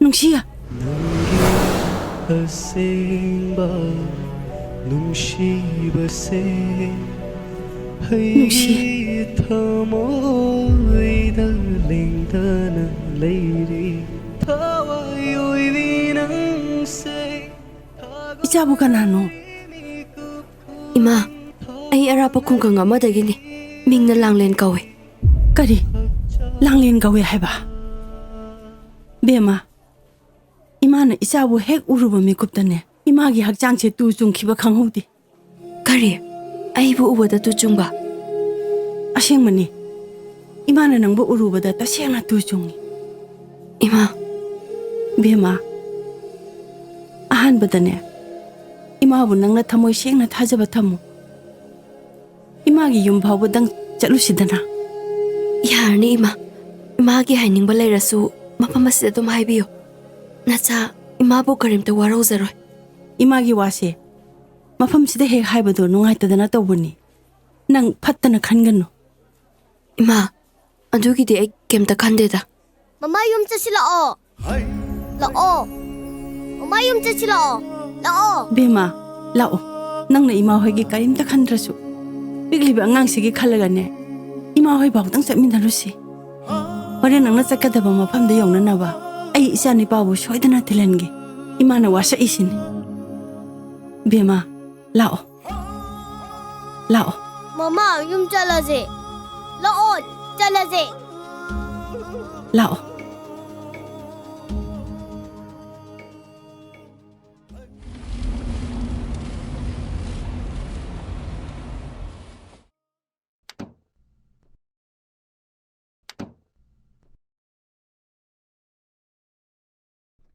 베마 라오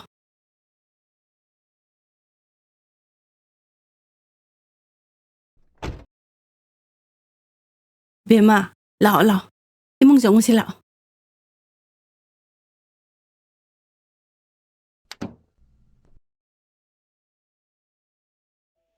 ꯅꯪꯒꯤ ꯑꯁꯦꯡꯕ ꯅꯨꯡꯁꯤꯕꯁꯦ ꯑꯩꯒꯤ ꯊꯃꯣꯏꯗ ꯂꯦꯡꯗꯅ ꯂꯩꯔꯤ ꯕꯦꯃꯥ ꯉꯁꯤꯗꯤ ꯏꯃꯥ ꯏꯆꯥ ꯄꯨꯟꯅ ꯆꯥꯛ ꯆꯥꯛꯈꯨꯝ ꯑꯃ ꯆꯥꯃꯤꯟꯅꯈꯤꯗꯧꯅꯤ ꯏꯃꯥ ꯉꯟꯅ ꯍꯦꯛꯇ ꯊꯣꯡꯗꯣꯛꯎꯔꯒꯦ ꯏꯃꯥ ꯌꯥꯔꯅꯤꯌꯦ ꯊꯣꯡꯕꯤꯔꯨꯔꯅꯨ ꯏꯆꯥ ꯌꯥꯝꯅ ꯆꯣꯛꯊꯅ ꯎꯔꯦ ꯏꯃꯥꯒꯅꯦ ꯆꯥꯛ ꯆꯥꯛꯈꯨꯝ ꯑꯃꯇꯪ ꯆꯥꯃꯤꯟꯅꯈꯤꯗꯧꯅꯤ ꯊꯣꯏꯕꯤ ꯕꯣꯕꯣꯛꯀ ꯆꯥꯛ ꯊꯣꯡꯉꯨꯔꯁꯤ ꯃꯃꯥꯁꯦ ꯉꯁꯤꯗꯤ ꯃꯣꯏꯔꯥꯡ ꯕꯣꯕꯣꯛꯈꯗꯒꯤ ꯂꯥꯛꯄꯗ ꯌꯥꯝ ꯋꯥꯔꯦꯌꯦ 이반이네 짝 통으라더니 마마가 자민났나봐. 마마 ngahtang pathansi고 nangne asida ngahtang phamamo. Mama somdagi thong hangdorageko. Lao lao changasi lao.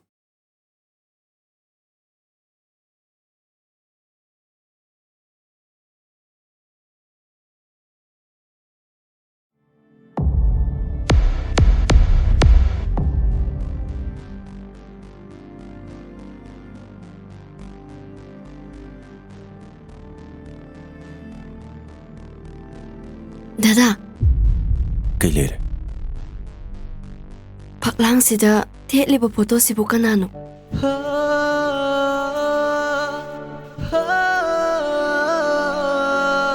Mahak kasi. Ay iloy na binya.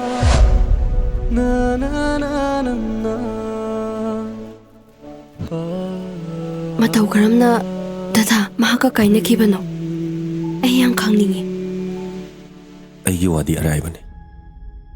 Ay nanuway sa dribadi. Laysabi nang hinafamda. Ay isa sinakangsidabdagi imahay na kaukibda. Mapahamoy na ay nahaysari. Nang namtangakbiyo. dada angang haibasidi angang ni ay kimta khandida adubu ay isana pawba angakpa na yumlaba dadagi warisidi ay taseng na taningi Numito 2023 August 12 Mahak na ibu thadokta na chakhiba numito. adudi supna tagi chahi ama khara khatang ngairiba Khangawda na mahak narakibane. Ay mabu yengba yaba yengki.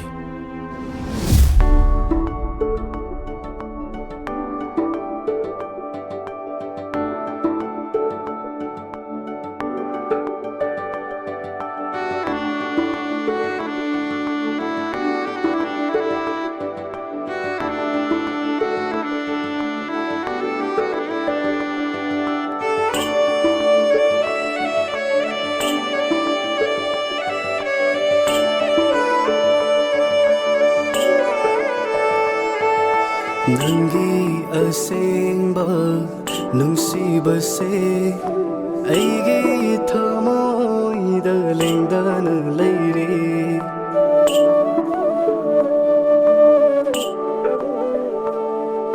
ꯅꯪꯒꯤ ꯑꯁꯦꯡꯕ ꯅꯨꯡꯁꯤꯕꯁꯦ ꯑꯩꯒꯤ ꯊꯃꯣꯏꯗ ꯂꯦꯡꯗꯅ ꯂꯩꯔꯤ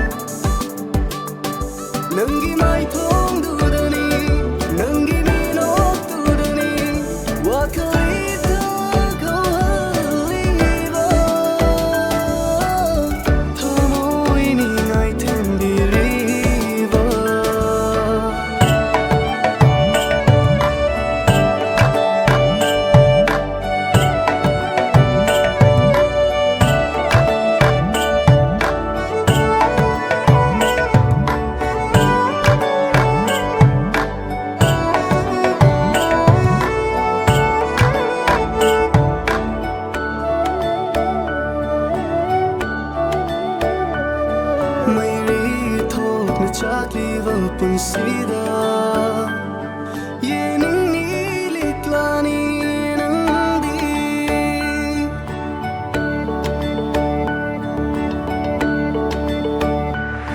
ꯃꯩꯔꯤ ꯊꯣꯛꯅ ꯆꯥꯛꯂꯤꯕ ꯄꯨꯟꯁꯤꯗ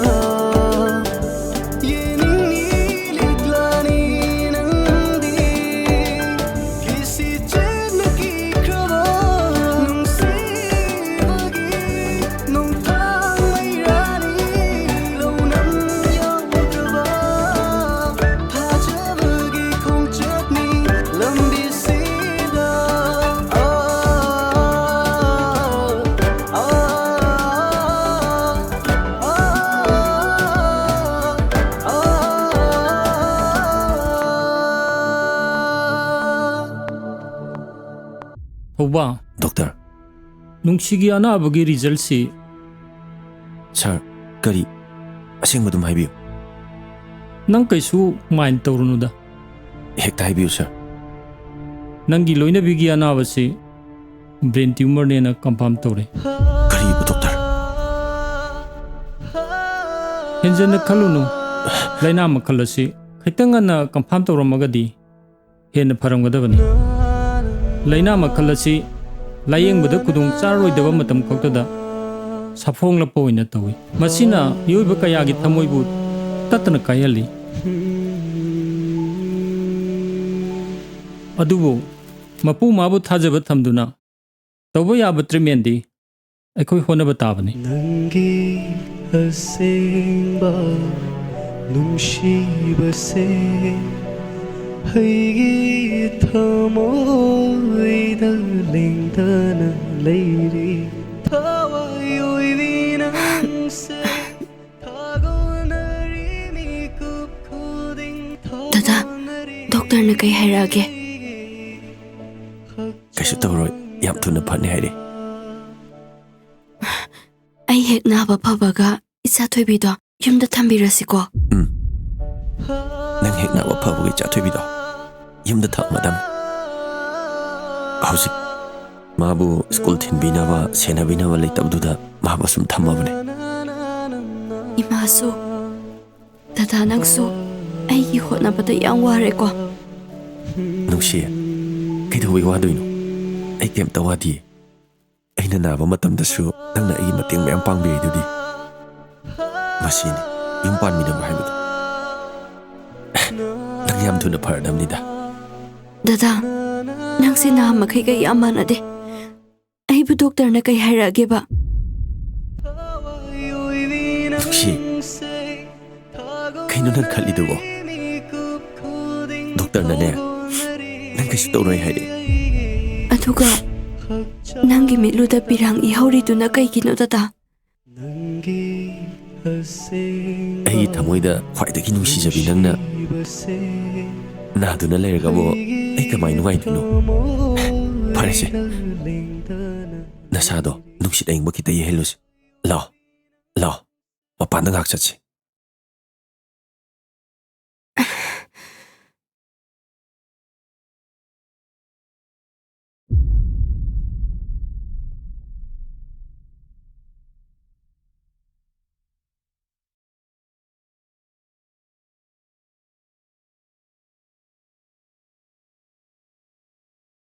ꯏꯃꯥ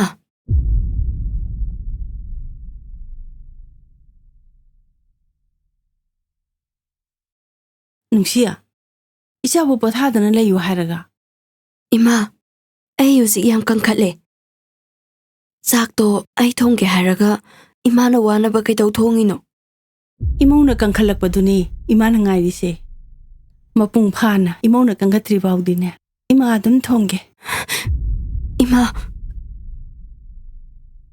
ꯑꯩꯁꯦ ꯌꯥꯝ ꯐꯠꯇꯦꯀꯣ ꯑꯩꯅ ꯏꯃꯥꯕꯨ ꯌꯥꯝ ꯋꯥꯍꯜꯂꯦ ꯍꯩ ꯀꯩꯅꯣ ꯅꯪ ꯍꯥꯏꯗꯨꯕꯣ ꯏꯃꯥ ꯀꯩꯁꯨ ꯋꯥꯗꯦ ꯍꯥꯏꯔꯦꯗꯅ ꯏꯃꯧꯗꯒꯤ ꯍꯦꯟꯕ ꯀꯅꯥꯕꯨ ꯂꯩꯔꯤꯒꯦ ꯁꯦꯁꯦ ꯌꯦꯡꯉꯣꯏ ꯅꯪꯅꯦ ꯆꯥꯛ ꯂꯣꯏꯕꯒꯅꯦ ꯏꯃꯥꯒ ꯆꯥꯗꯣꯏꯅꯤ ꯆꯣ ꯉꯥꯛꯇꯪ ꯄꯣꯊꯥꯖꯔꯨꯔꯣ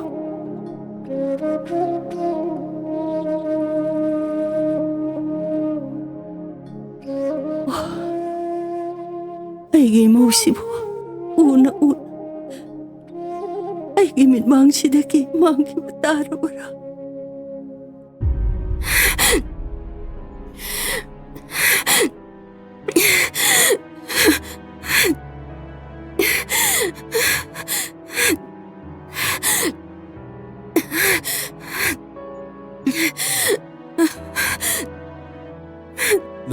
눅시, 헤이, 그이더래?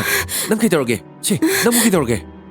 Dada, ꯑꯩꯒꯤ ꯑꯔꯣꯏꯕ ꯃꯇꯝ ꯂꯥꯛꯂ ꯃꯥꯜꯂꯦ. ꯀꯩꯅꯣ ꯅꯪ ꯉꯥꯡꯉꯤꯗꯨꯕꯣ?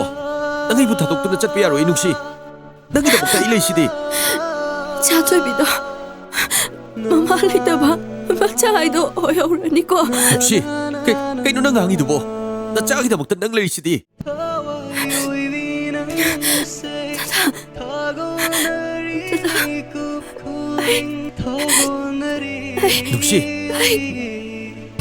눅시, 밑방울 눅시.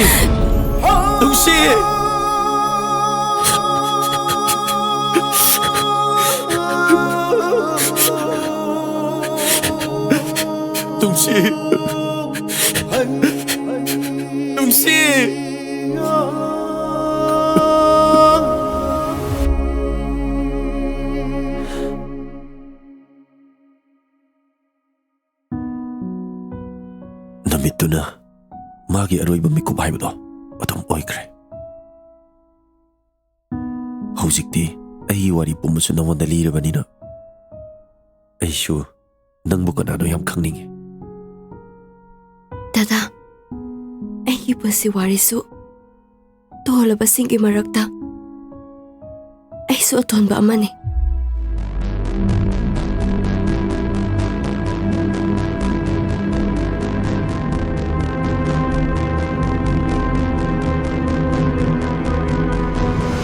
ꯑꯗꯨꯗꯤ ꯅꯈꯣꯏ ꯏꯃꯥꯒꯤ ꯃꯅꯥꯛꯇ ꯑꯩ ꯅꯪꯕꯨ ꯊꯤꯜꯂꯨꯔꯥ? Dada, ꯑꯩꯅ ꯌꯨꯝꯗꯨꯗ ꯑꯃꯨꯛ ꯆꯪꯂꯨꯕ ꯍꯥꯏꯕꯁꯦ ꯑꯩꯒꯤ ꯌꯥꯏꯐꯕ ꯀꯩꯗꯧꯅꯨꯡꯗ ꯑꯣꯏꯔꯔꯣꯏ. ꯑꯩ ꯑꯃꯨꯛ ꯍꯟꯅ ꯌꯨꯝꯗꯨꯗꯗꯤ ꯆꯠꯂꯔꯣꯏ ꯂꯦꯞꯂꯦ. ꯕꯦꯃꯥ, ꯏꯆꯥꯒꯤ ꯋꯥꯔꯤ ꯏꯃꯥꯁꯨ ꯂꯣꯏꯅ ꯈꯪꯉꯤ. ꯏꯃꯥ ꯅꯪꯉꯣꯟꯗꯒꯤ ꯀꯔꯤꯒꯨꯝꯕ ꯃꯇꯦꯡ ꯑꯃꯇꯪꯗꯤ ꯂꯧꯕ ꯄꯥꯝꯃꯤ. ꯏꯃꯥ, ꯀꯔꯝꯕ ꯃꯇꯦꯡꯅꯣ ꯍꯥꯏꯁꯤꯕꯣ? ꯏꯆꯥꯅ ꯄꯥꯝꯖꯕ ꯂꯥꯏꯔꯤꯛ ꯇꯝꯕ ꯍꯥꯏꯕꯗꯨ ꯑꯩꯈꯣꯏꯅꯅꯦ ꯑꯉꯝꯕ ꯃꯇꯦꯡ ꯁꯣꯏꯗꯅ ꯄꯥꯡꯒꯅꯤ.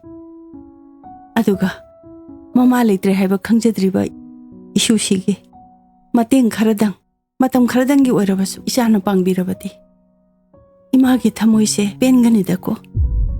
이마, 그이노 이마나 하이비리도보. bunga, 이슈시나 마마기 만학다 자시 하이바다 난 가리 콤방암미. 이마, ꯑꯩꯈꯣꯏꯒꯤ ꯑꯋꯥꯕ ꯈꯔ ꯀꯣꯛꯅꯕꯒꯤꯗꯃꯛ ꯃꯤꯒꯤ ꯃꯆꯥ ꯑꯃꯕꯨ ꯃꯤꯡꯆꯠ ꯊꯤꯍꯟꯕ ꯍꯥꯏꯕꯁꯦ ꯅꯆꯥ ꯄꯥꯝꯖꯗꯦ. ꯊꯧꯕꯥ, ꯏꯃꯥꯁꯨ ꯈꯪꯉꯤ. ꯅꯪ ꯆꯟꯁꯤꯅ ꯂꯤꯈꯤꯕ ꯃꯥꯒꯤ ꯄꯨꯟꯁꯤ ꯋꯥꯔꯤꯗꯣ ꯈꯪꯉꯕ ꯅꯠꯇ꯭ꯔꯣ? ꯄꯨꯝꯅꯃꯛꯇꯨꯒꯤ ꯌꯦꯡꯉꯒ ꯏꯃꯥꯅ ꯈꯜꯂꯨꯕꯗꯤ ꯃꯇꯝ ꯈꯔꯗꯪꯒꯤ ꯏꯁꯨꯁꯤꯒꯤ ꯈꯜꯂꯒ ꯀꯩꯒꯤ ꯃꯄꯥꯟ ꯅꯥꯄꯤꯅ ꯇꯥꯡ, ꯅꯥꯄꯤꯒꯤ ꯃꯄꯥꯟ ꯀꯩꯅ ꯇꯥꯡ ꯍꯥꯏꯕꯗꯣ ꯑꯗꯨ ꯈꯛꯇꯅꯤ ꯏꯃꯥꯅ ꯈꯟꯖꯔꯨꯕꯗꯤ. ꯕꯦꯃꯥ, ꯂꯥꯛꯑꯣ ꯆꯥꯛ ꯆꯥꯔꯨꯔꯁꯤ. ꯊꯧꯕꯥ, ꯅꯪꯁꯨ ꯂꯥꯛꯑꯣꯗꯅ. ꯂꯥꯛꯑꯣ.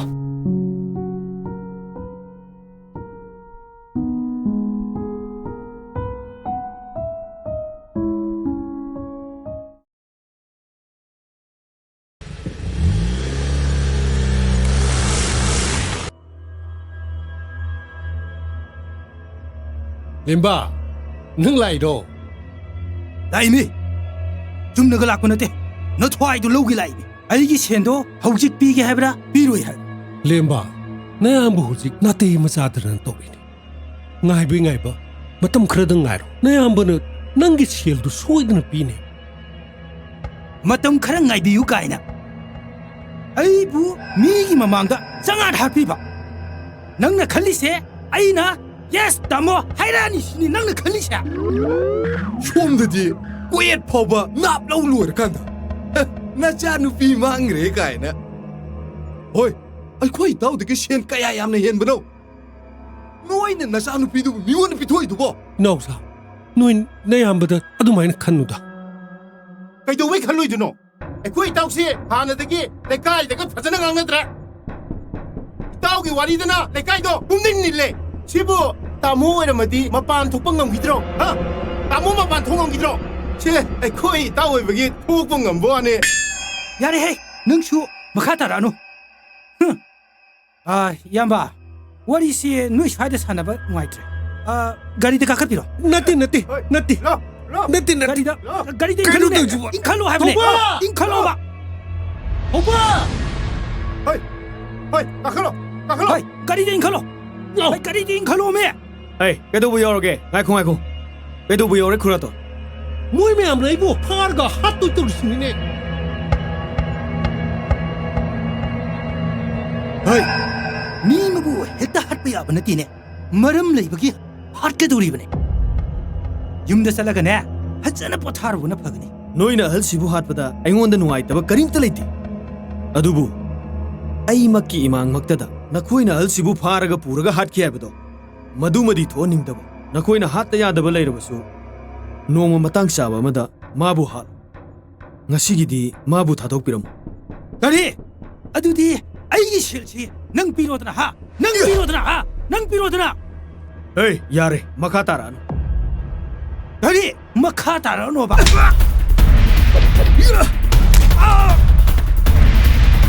masti phukalo ai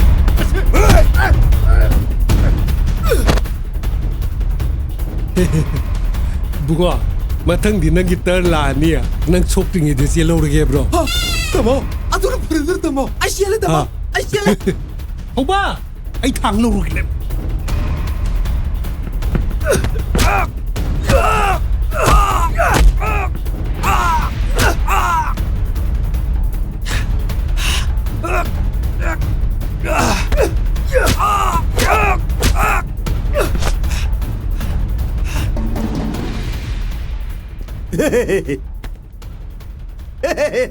Isa ni pa si mi punari ne. Hai, pai bunga.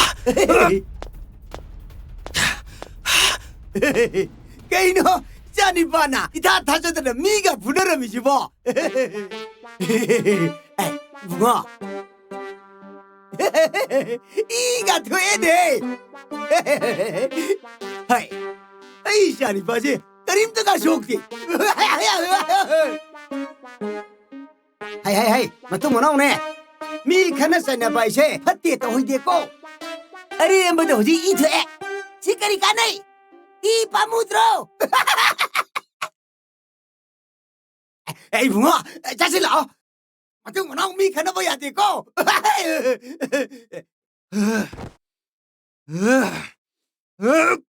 One day.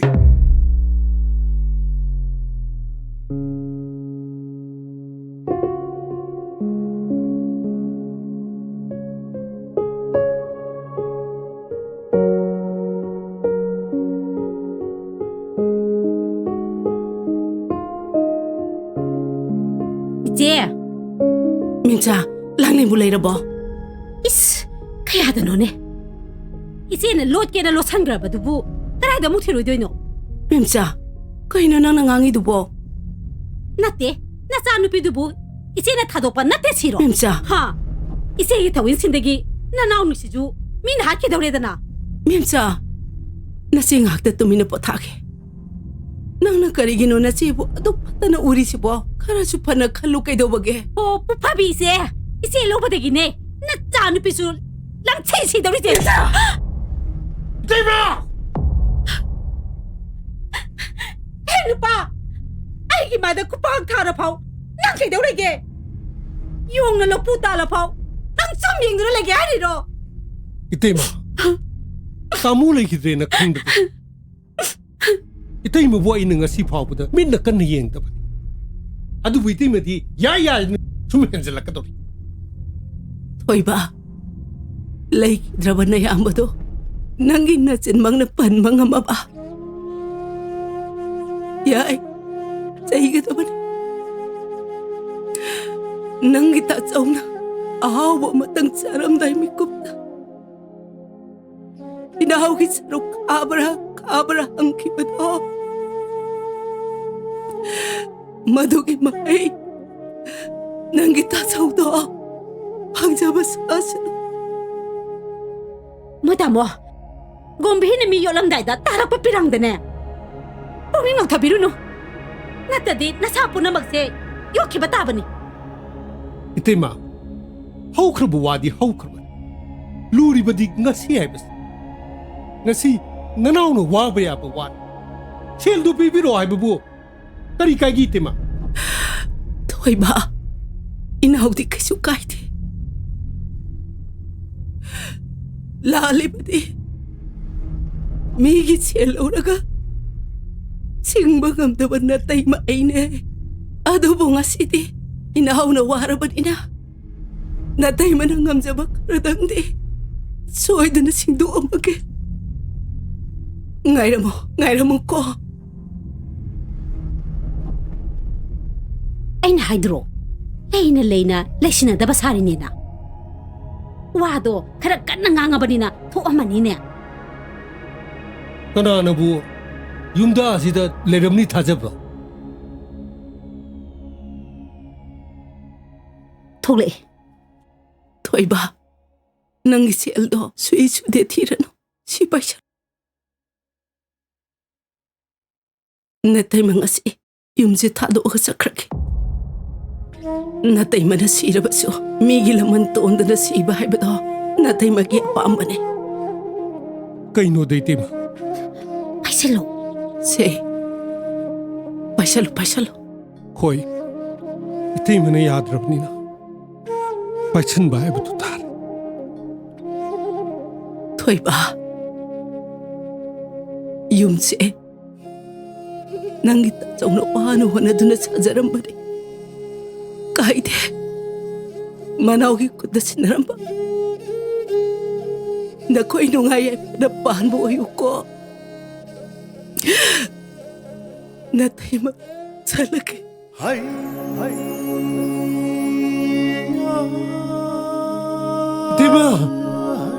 Itema! Oh, yari si. Yung pamsi yung tuoga, migi sendo, sing na bataw siya ba? Nate, itema na ujik lay ruka duri bisi karay dito. Ho, masano pigan ne, pao pang naram gani ye. Puna lalo duwa rin ni karino. Masidaga, pukning kasi nokta salada na. Ho, yan para ba ni? Lao, sanga si Lao. Lao.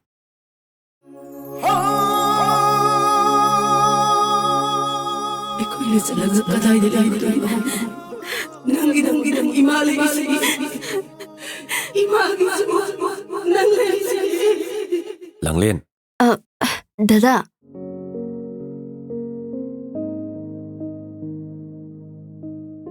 Kay kalamino nang bo. Kay sukande da dada. Langlen. Ikoy ma nang ngarang noon da haiki wado. Nang kem kan gan ko. Nang na laining ba nang na sapa ka dawang pamler di engon de tayo. Ay shoy de na tin ganida. Dada, taibang sida ay gisapagada pang mapam haragadi. Apam asinata na ato pang mapamam talerang gani heba tazati. Mama! Mama! Ay nga sa'yo ng tiroy ni. Ado nga nang di sila nga alermi ba? Papung! Oh. Nga hanggay dagi ako mamaze na sinayo tata. Tuwi. Babung ga chapo leru sila. Tali. Lao ba siya tuwi. Lao. Mama ka hoge.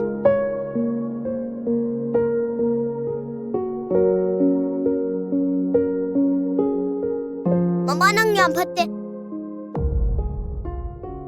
Toybiya, imabu kay dawrage. Nga hanggay di iruamdo luzabi. Haujikti sulu luzabi de. Hoy ni, mama di kauru redana.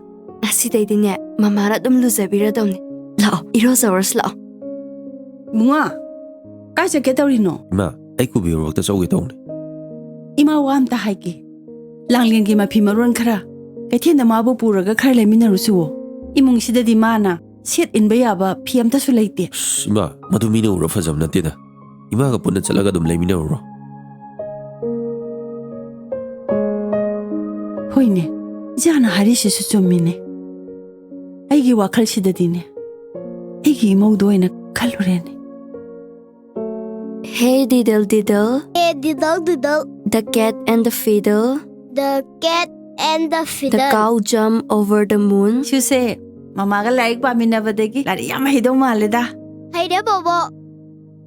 ꯑꯗꯨꯅꯤ ꯃꯃꯥꯒꯅꯦ ꯂꯥꯏꯔꯤꯛ ꯄꯥ ꯂꯩꯔꯝꯃꯨꯀꯣ ꯕꯣꯕꯣꯛꯅꯦ ꯍꯣꯔꯦꯟ ꯅꯨꯡꯗꯥꯡꯒꯤ ꯀꯩꯊꯦꯜꯗꯒꯤ ꯏꯟꯁꯥꯡ ꯂꯩꯔꯨꯒꯦ ꯕꯕꯥꯁꯨꯅꯦ ꯑꯣꯐꯤꯁꯇꯒꯤ ꯍꯜꯂꯛꯑꯅꯤꯀꯣ Bobo horin chapo lerau ko. ꯂꯩꯔꯛꯀꯦ ꯃꯃꯥꯒ ꯉꯥꯏꯍꯥꯛꯇꯪ ꯂꯩꯔꯝꯃꯨꯀꯣ ꯕꯦꯃꯥ ꯑꯉꯥꯡꯁꯤꯡ ꯉꯥꯏꯍꯥꯛꯇꯪ ꯂꯩꯃꯤꯟꯅꯔꯝꯃꯨꯀꯣ Hoy ma, ꯏꯃꯥ ꯆꯠꯂꯨꯈꯤꯒꯦ se mo pase se. A for A for apple. apple. Mama, Miju garden da yamna koiba chadai. Akhoi di koiba su chatte. Babunga akhoi hum ju koyusi. ꯂꯥꯡꯂꯦꯟ ꯅꯪꯅ ꯍꯥꯏꯕ ꯂꯥꯏꯔꯤꯛꯇꯨ ꯁꯤ ꯆꯨꯝꯃꯕ꯭ꯔꯥ ꯌꯦꯡꯎꯅꯦ ꯑꯃꯗꯤ ꯐꯪꯗ꯭ꯔꯦ ꯑꯩ ꯍꯌꯦꯡ ꯂꯧꯔꯛꯑꯒꯦ Mama, akoi babung ji ngaure. Babung na mama nangonda langling kauriba. ꯆꯠꯊꯣꯏꯕꯤ ꯂꯥꯏꯔꯤꯛꯇꯣ ꯐꯖꯅ ꯄꯥꯔꯣ ꯄꯥꯕꯨꯡ ꯐꯤ ꯍꯣꯡꯈꯤꯀꯣ Hoi babung.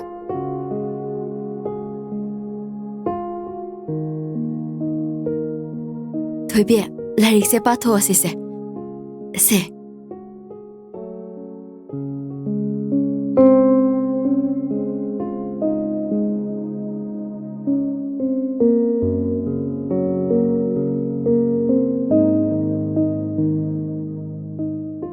ꯕꯦꯃꯥ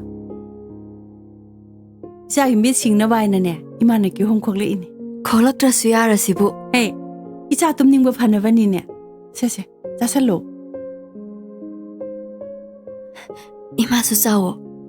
짜게 ꯏꯃꯥ ꯍꯥꯏ ꯅꯪꯁꯨ ꯀꯤꯍꯣꯝꯁꯦ ꯆꯥꯔ ꯂꯥꯎꯗꯅ ꯌꯥꯔꯅꯤꯗ ꯏꯃꯥꯏꯗꯤ ꯑꯗꯨ ꯏꯃꯥ ꯊꯣꯏꯕꯤꯒꯤ ꯀꯥꯂꯦꯟ ꯁꯨꯇꯤꯗꯣ ꯍꯌꯦꯡꯆꯤꯠ ꯂꯣꯏꯔꯦ ꯃꯥꯒꯤ ꯃꯐꯤ ꯃꯔꯣꯟ ꯁꯨꯒꯗꯕ ꯂꯩꯔꯗꯤ ꯍꯌꯦꯡꯗꯣ ꯈꯔ ꯁꯨꯗꯣꯛꯄꯤꯔꯣ ꯏꯃꯥ ꯏꯁ ꯊꯥ ꯑꯃ ꯍꯥꯏꯁꯤꯗꯤ ꯀꯩꯝꯇ ꯈꯪꯍꯧꯗꯦꯗꯅ ꯍꯣꯏ ꯏꯃꯥ ꯍꯌꯦꯡꯅꯦ ꯃꯥꯒꯤ ꯑꯃꯣꯠꯄꯁꯤꯡꯗꯣ ꯈꯟꯗꯣꯛꯑꯒ ꯍꯣꯏ ꯁꯨꯗꯣꯛꯄꯤꯔꯒꯦ ꯈꯔ ꯁꯨꯗꯣꯛꯄꯤꯔꯣ ꯏꯃꯥ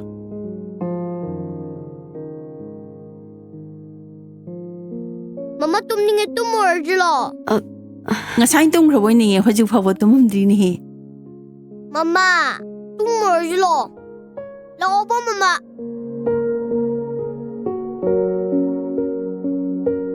ꯕꯦꯃꯥ ꯑꯉꯥꯡꯁꯦ ꯑꯃꯨꯛꯇꯪ ꯁꯨꯝꯕꯤꯔꯨꯔꯣ Hoy ma. Mama tumorjlo. Hoy, tumurase.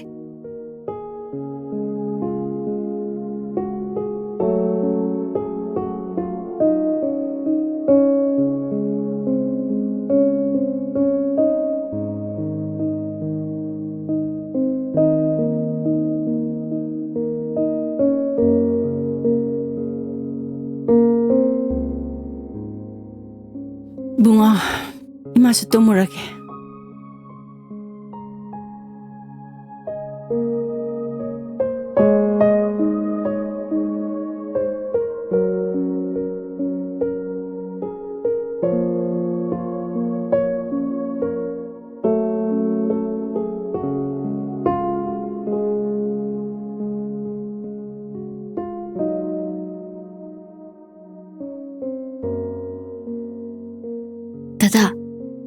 Dada. Thoibido tumhorabane. Dada su tumbiro.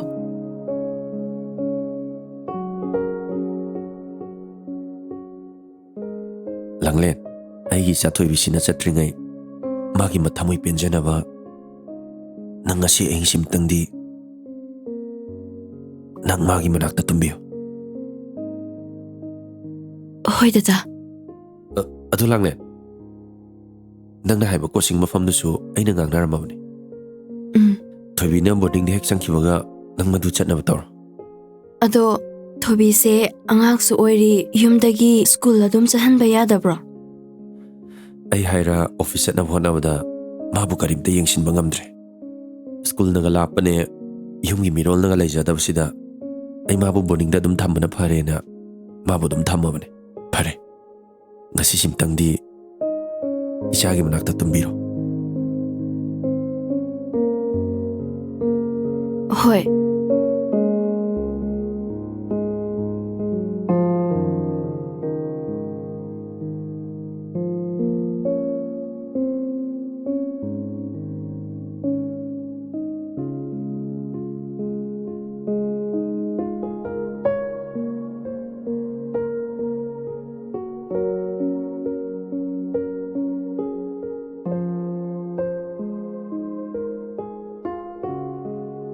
ꯃꯃꯥ ꯍꯩꯃ ꯏꯆꯥꯕꯨ ꯀꯩꯗꯧꯔꯒꯦ ꯄꯥꯕꯨꯡꯅ ꯍꯥꯏꯕ ꯑꯩ ꯕꯣꯔꯗꯤꯡ ꯊꯤꯜꯂꯅꯤꯌꯦ ꯑꯩ ꯇꯜꯂꯦ ꯃꯃꯥ ꯑꯗꯨꯕꯨ ꯀꯩꯗꯧꯔꯒꯦ ꯅꯪꯁꯦ ꯂꯥꯏꯔꯤꯛ ꯍꯩꯅꯕꯅꯦ ꯑꯩꯅ ꯕꯣꯔꯗꯤꯡ ꯆꯠꯈ꯭ꯔꯒ ꯑꯩꯅ ꯍꯜꯂꯛꯄꯗ ꯅꯪ ꯍꯦꯛꯇ ꯂꯩꯔꯝꯗꯦ ꯌꯦꯡꯉꯨ ꯏꯆꯥꯅ ꯍꯟꯗꯛ ꯍꯜꯂꯛꯄꯗꯗꯤꯅꯦ ꯃꯃꯥ ꯑꯗꯨꯝ ꯂꯩꯔꯝꯃꯗꯣꯏꯅꯦ ꯃꯃꯥ ꯅꯪ ꯋꯥꯁꯛꯎꯅꯦ ꯀꯩ ꯋꯥꯁꯛꯇꯣꯏꯕ ꯏꯃꯥ ꯀꯝꯕꯤ ꯉꯧ ꯆꯥꯔꯁꯤꯒꯦ ꯍꯥꯏꯌꯨꯅꯦ ꯃꯃꯥ ꯊꯣꯏꯕꯤ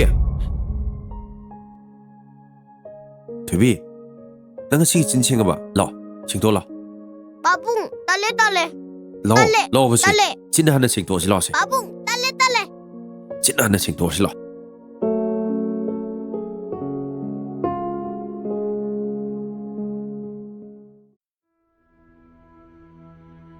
ꯍꯣ ꯑꯗꯨꯃꯥꯏꯅ ꯎꯪꯗꯨꯅ ꯂꯩꯔꯤꯗꯨꯕꯨ ꯅꯪꯕꯨ ꯀꯌꯥꯝ ꯀꯨꯏꯅ ꯂꯩꯕ ꯌꯥꯒꯗꯧꯔꯤꯒꯦ ꯎꯪꯗ꯭ꯔꯗꯤ ꯑꯩꯕꯨ ꯀꯩꯗꯧ ꯍꯥꯏꯕꯅꯣ ꯃꯤꯅ ꯍꯥꯠꯇꯧꯔꯦ ꯁꯦꯟꯅꯗꯧꯅ ꯂꯩꯔꯦꯗꯤ ꯍꯥꯏ ꯎꯪꯗꯨꯅ ꯂꯩꯔꯒꯗꯤ ꯌꯥꯅꯕꯕꯨ ꯄꯨꯔꯛꯀꯗ꯭ꯔꯣ ꯏꯝꯆꯥ ꯑꯗꯨꯕꯨ ꯑꯩꯕꯨ ꯍꯧꯖꯤꯛꯄꯨ ꯀꯔꯤ ꯇꯧ ꯍꯥꯏꯕꯅꯣ ꯇꯧꯗꯕ ꯌꯥꯗꯕꯅꯤꯅꯅꯦ ꯄꯇꯥ ꯍꯥꯏꯔꯦ ꯑꯩꯈꯣꯏ ꯈꯨꯠꯇ ꯂꯩꯔꯦ ꯑꯁꯤꯒꯤ ꯌꯨꯝ ꯏꯪꯈꯣꯜꯁꯦ ꯌꯣꯟꯊꯣꯛꯈꯤꯕ ꯇꯥꯕꯅꯤ ꯀꯔꯤꯅꯣ ꯑꯗꯨꯃꯛꯇꯤ ꯃꯤ ꯃꯃꯥꯡꯗ ꯐꯖꯗꯦꯗꯅ ꯑꯗꯨ ꯑꯣꯏꯔꯒꯅ ꯅꯊꯋꯥꯏꯗꯣ ꯃꯤꯒꯤ ꯃꯈꯨꯠꯇ ꯃꯥꯡꯈꯤ ꯇꯥꯕ ꯅꯣꯏ ꯇꯥꯆꯧꯗ ꯊꯥꯏꯅ ꯂꯩꯈꯤꯕ ꯂꯨꯄꯥ ꯂꯥꯛ 50ꯗꯨꯗ ꯍꯪꯉꯨꯆꯣꯗꯤ ꯅꯪꯁꯨ ꯁꯤꯔꯒꯦꯡꯒꯦ ꯍꯦꯛ ꯌꯥꯗꯦ ꯀꯔꯤꯅꯣ ꯃꯤ ꯌꯨꯝ ꯁꯥꯖꯟꯕꯋꯣ ꯃꯆꯥ ꯃꯄꯥꯟꯗ ꯂꯥꯏꯔꯤꯛ ꯇꯝꯕ ꯊꯥꯕꯋꯣ ꯇꯥꯆꯧꯗꯣ ꯃꯀꯣꯛ ꯉꯥꯎꯔꯤꯉꯩꯗ ꯀꯃꯥꯏꯅ ꯁꯦꯟ ꯍꯥꯏꯔꯣꯏꯗꯣꯏꯅꯣ ꯇꯥꯆꯧꯅ ꯋꯥꯔꯤꯗꯨꯒ ꯍꯥꯏꯔꯒꯗꯤ ꯍꯦꯟꯅ ꯑꯗꯨꯝ ꯃꯇꯦꯡ ꯄꯥꯡꯕꯕꯨ ꯌꯥꯕꯅꯤ ꯅꯪ ꯋꯥꯁꯦ ꯑꯩ ꯀꯣꯛ ꯉꯥꯎꯕ ꯑꯃ ꯌꯥꯎꯔꯦꯗ ꯅꯠꯇꯦ ꯇꯩꯃꯗꯨꯅ ꯑꯩꯉꯣꯟꯗ ꯂꯨꯄꯥ 1,000 ꯄꯤꯌꯣ ꯍꯥꯏꯕꯗꯤ ꯂꯩꯅ ꯄꯤꯈꯤꯗꯦꯅꯦ ꯑꯗꯨꯒ ꯂꯥꯛ 50ꯗꯨꯃꯗꯤ ꯅꯪꯅ ꯃꯇꯦꯡ ꯄꯥꯡꯊꯣꯛꯑꯁꯦꯅ ꯃꯣꯏ ꯇꯥꯃꯣꯒꯤꯅꯦ ꯋꯥ ꯉꯥꯡꯕꯗ ꯀꯣꯆꯤ ꯀꯣꯠꯅ ꯉꯥꯡꯕꯗꯣ ꯅꯨꯄꯤꯒ ꯆꯞ ꯍꯦꯛ ꯃꯥꯟꯅꯩ ꯍꯥꯏꯁꯤꯅꯤ ꯑꯗꯨꯃꯥꯏꯅ ꯇꯧꯕꯗꯣ ꯑꯩ ꯌꯥꯝ ꯍꯩꯅꯗꯦ ꯍꯥꯏꯔꯤꯁꯤꯅꯤ ꯑꯋꯣꯏꯕ ꯍꯥꯏꯕ ꯋꯥ ꯂꯧꯗꯗꯤꯅꯦ ꯅꯊꯋꯥꯏꯗꯣ ꯃꯥꯡꯖꯈꯤꯕ ꯇꯥꯕ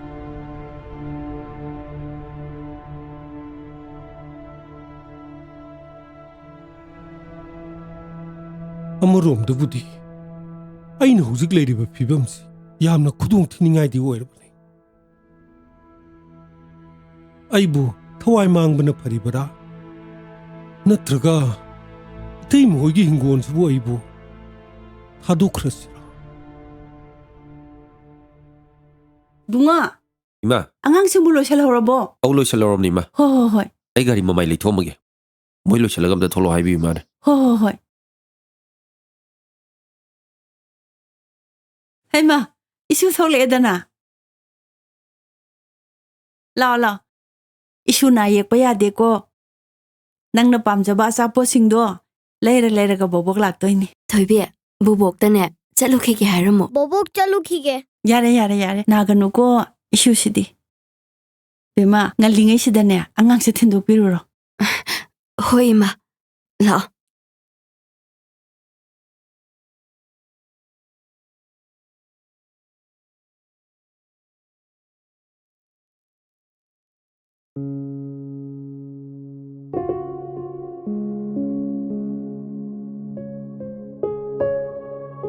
ꯊꯣꯏꯕꯤ ꯅꯪ ꯂꯥꯛꯑꯕ꯭ꯔꯥ ꯑꯣꯖꯥ ꯊꯤꯟꯖꯔꯛꯑꯕꯅꯤ ꯊꯣꯏꯕꯤ ꯑꯣꯖꯥꯅ ꯍꯥꯏꯕ ꯏꯟꯒꯗꯕꯅꯤꯀೋ ꯂꯥꯏꯔꯤꯛꯀꯁꯦ ꯃꯌꯥꯝ ꯄꯥꯒꯗꯕ ꯂꯥꯏꯔꯤꯛ ꯌꯥꯝ ꯍꯩꯅꯕ ꯏꯆꯥꯅ ꯆꯥꯒꯦ ꯍꯥꯏꯕ ꯆꯣꯀ꯭ꯂꯦꯠꯇꯣ ꯕꯦꯒꯁꯤꯗ ꯄꯥꯕꯨꯡꯅ ꯃꯌꯥꯝ ꯍꯥꯞꯄꯕꯅꯤ ꯄꯥꯕꯨꯡ ꯏꯆꯥꯒꯤ ꯅꯥꯛꯇ ꯌꯥꯝ ꯇꯣꯏꯅ ꯂꯥꯛꯀꯅꯤꯗ ꯄꯥꯕꯨꯡ ꯅꯪ ꯂꯥꯛꯄꯗ ꯃꯃꯥꯁꯨ ꯄꯣꯔꯛꯑꯣ ꯊꯣꯏꯕꯤ ꯏꯆꯥ ꯊꯣꯏꯕꯤꯒꯤ ꯑꯋꯥꯠꯄ ꯂꯩꯔꯁꯨ ꯅꯣꯏꯒꯤ ꯑꯣꯖꯥꯁꯤꯗ ꯍꯥꯏꯌꯨ ꯑꯣꯖꯥꯗ ꯄꯥꯕꯨꯡꯒꯤ ꯅꯝꯕꯔ ꯂꯩꯕꯅꯤ ꯍꯦꯛꯇ ꯇꯧꯖꯔꯛꯁꯅꯤ ꯅꯪ ꯆꯪꯉꯣꯀꯣ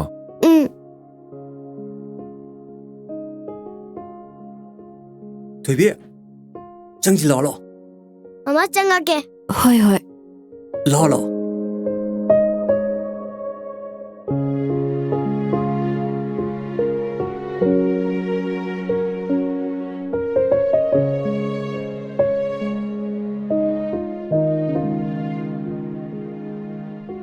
ꯃꯃꯥ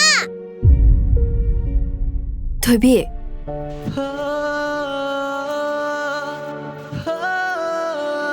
ꯏꯆꯥ ꯊꯣꯏꯕꯤ ꯏꯆꯥꯕꯨ ꯀꯩꯗꯧꯔꯒꯦ ꯃꯃꯥ ꯑꯩꯕꯨ ꯃꯅꯝ ꯅꯝꯃꯝꯗ꯭ꯔꯤ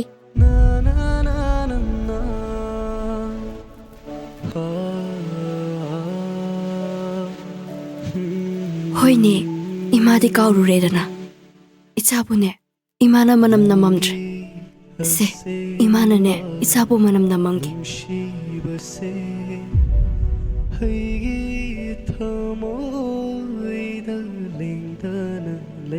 이마기 토비에 ngasi 이마나네 이차라 남리바 만남시다기네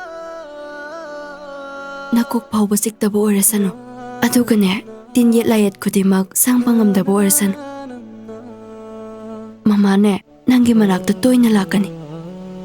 Ngasigidine, nang sango ko.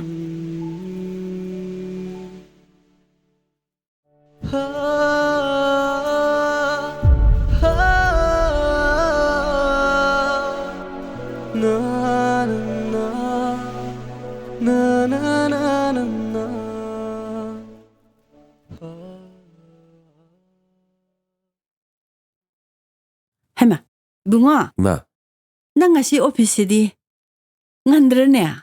ma, meeting khak leiba adugi ngana chatta yadraba. Kay lerege ma. Nang horen office halakpadane langlendo pubirakpa kauni ko. Kauroi de ma. Thauba, ima ngasidi nangonda wa ma haike. Kay wano ima hekta haibiyo. Isadine nahayam oiri. Isagi sanglaba punsido. Natomta asumna lenbadine. Imadi pamde. Imana hainingi dubo kaino. Imana hainingbadi. Nang amuk hanna yum pankhigadabani ko. Ima, madugi wakandudi nachagi nafamdagi yam lapna thamkiba kuire. Thauba, lapna thamba yaroi. Nangna leidi. Ima khanba yaba khallaba matungda. Isugi thamoisu kaidanaba. Imagi thamoisu kahendanaba. Nangi thamoisu phajinbinaba. Langlense ima woinaba ima hairurage na khalli. Ima, imana khanbiri dubo kaino. Migi machado yumsida porai sibo sigumba khudong saabse launabagidamaktaro. Ima, ichamchamna lainariba marise thadatke khanbigano. Imung sigi kangkhul muttanaba. Isu nupa amatanga imadi yam thukna pamabani. Ai nangi aduada khangde. Langlenda masigi wafamse hekta haudo adongni. Ima, migi achikpa butugai biruno. Langlense leishabine. Aduga nacha aina yum palaba. Adugi sumatakta icha fawbo leiraba. Ima, ai chaluki.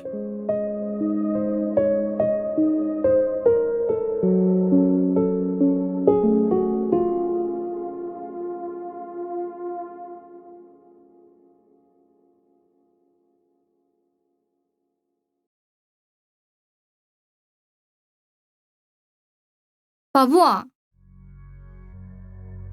imada aina ngan haikibudubo kai khanarage. Kari wano ne? Namana ingundadi karimta haidena. Hayo hayo, kari wano hayo. Ho mapalumda laikta machatlage na imada haikidubo. Hanadi kuirabane. Ye.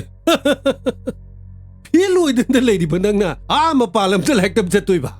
Hektoraga fen na torani. Hey. BSc the phelo idenda amukta nate. Anirak surab natro. Ho akhoi sagi oja singse laik takpa yam haitiye. Adunadi fen oidaba. Eh. Oja da ka taisaladna. Ipa hibima. Ipa ne.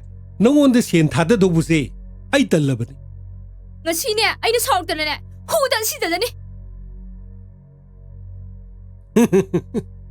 ꯈꯪꯗ꯭ꯔꯦ ꯏꯕꯦꯝꯃ ꯆꯥꯅ ꯐꯅꯦꯅ ꯈꯟꯕꯗꯣ ꯑꯗꯨꯝ ꯇꯧꯔꯣ ꯏꯄꯥꯁꯨ ꯋꯥꯈꯜ ꯈꯟꯐꯝ ꯈꯪꯗ꯭ꯔꯦ ꯀꯔꯝꯕ ꯃꯃꯥ ꯃꯄꯥꯅꯣꯅꯦ ꯃꯣꯏꯁꯤꯕꯣ ꯐꯩ ꯐꯩ BSꯁꯦ ꯍꯟꯖꯤꯟ ꯊꯥꯔꯒꯅꯦ ꯂꯥꯛꯅꯒꯦ ꯈꯪꯅꯤ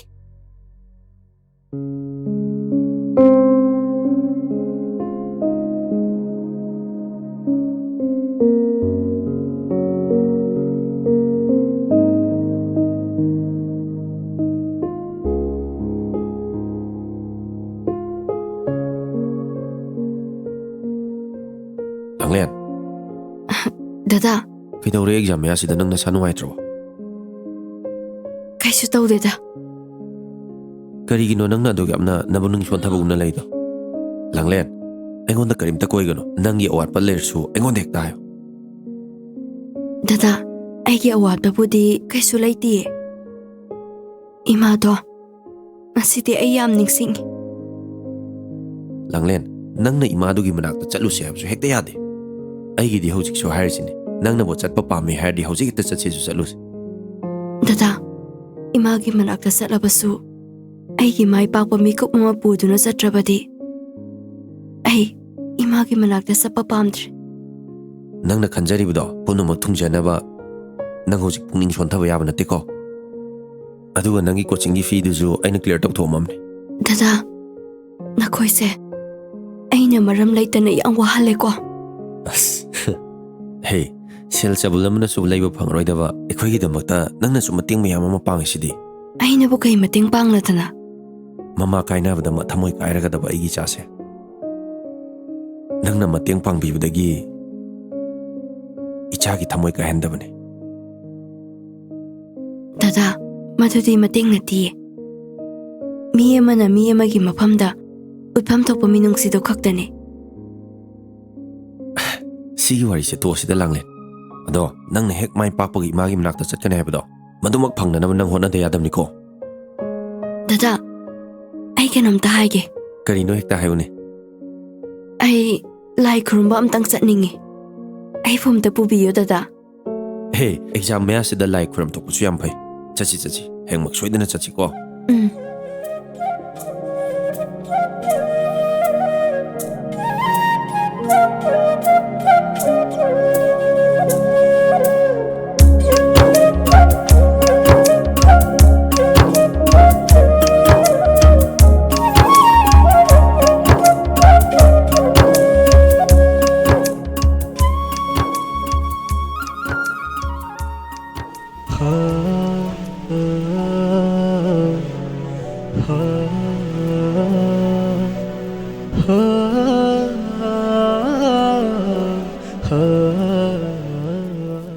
Taduna sum leiriba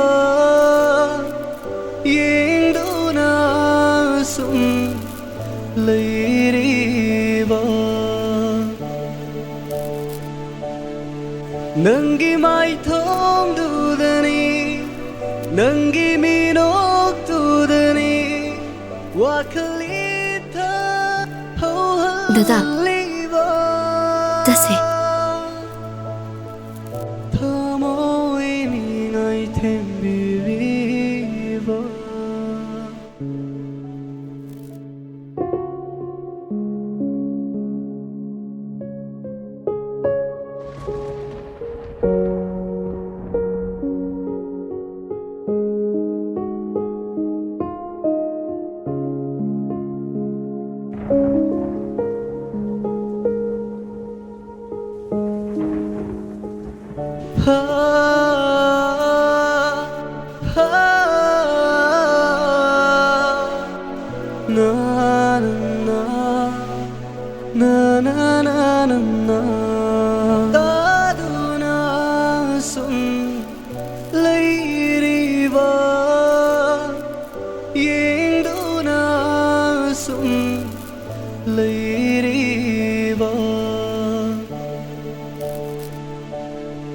Nangi mai thong dudani Nangi minok dudani Wakalita ho haliba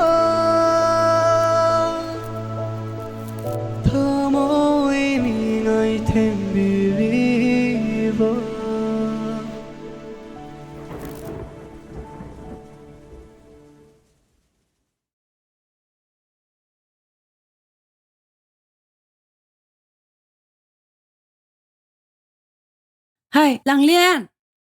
Lang Liên. Lui được rồi nói bộ. Thiên nghe nè. Lo. Bari khá thả bà bố, hô bê tổ bố không nè đi nè. Ima. Yare. Hồi đây nè, nó bụng ninh chẳng ý gỡ đâm nì cô. Hoi Ima. Nó bố nó chạy cari chị thari ghi yên. Chị thật rồi Ima. Lại em tăng khoa thổ. Xe.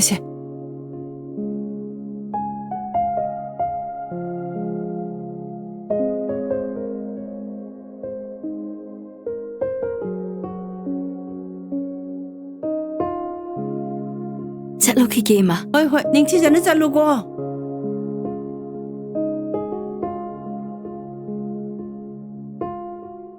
Lang Liên, exam ko may tarong ge. Yam nungai rame. Lo, nang chak lamang mo ni kay nom chaw silo.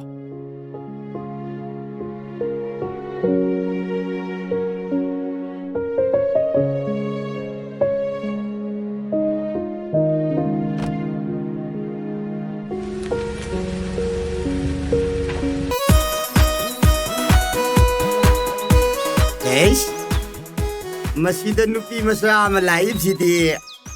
Yung batati jindi mampawi siya. Hey, masi try tawag kangan. Hey, bema. Masidi naksilla su jindi mampawi ni. Ah, bema. Ipan, kay haige. Sadi nasak na taong na fajari ba? Isagi mingdi kari kawi. Yung nang na kari no? Apok pigi ming na kari kawi ang tang hayram mo na. Hai sibo, karig no Ipan. Ipadat kari tagalun.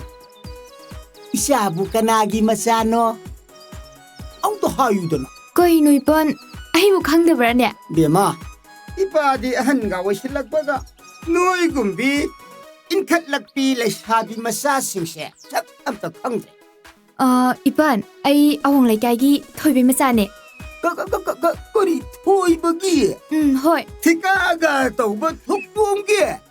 Hoi, mani Ipan. Ado di sasi toy baga mem saga gi masatare. Hoi mani Ipan. Bema, Ipan ang hak nok siya na pagi tau ba ni? Ipan din no imaga na paga do. Nung si iba na, mabuk pari ba? Ipan din moy mabuk kupa do na. Mabuk tu manung tu ta kari yaw gitu yena na ba? Tanggo na ba pairaga goro okay ningi Mabuk tu paman kaya ba? Mabuk kupa do. Panang hak khaire nang wara wadi ko.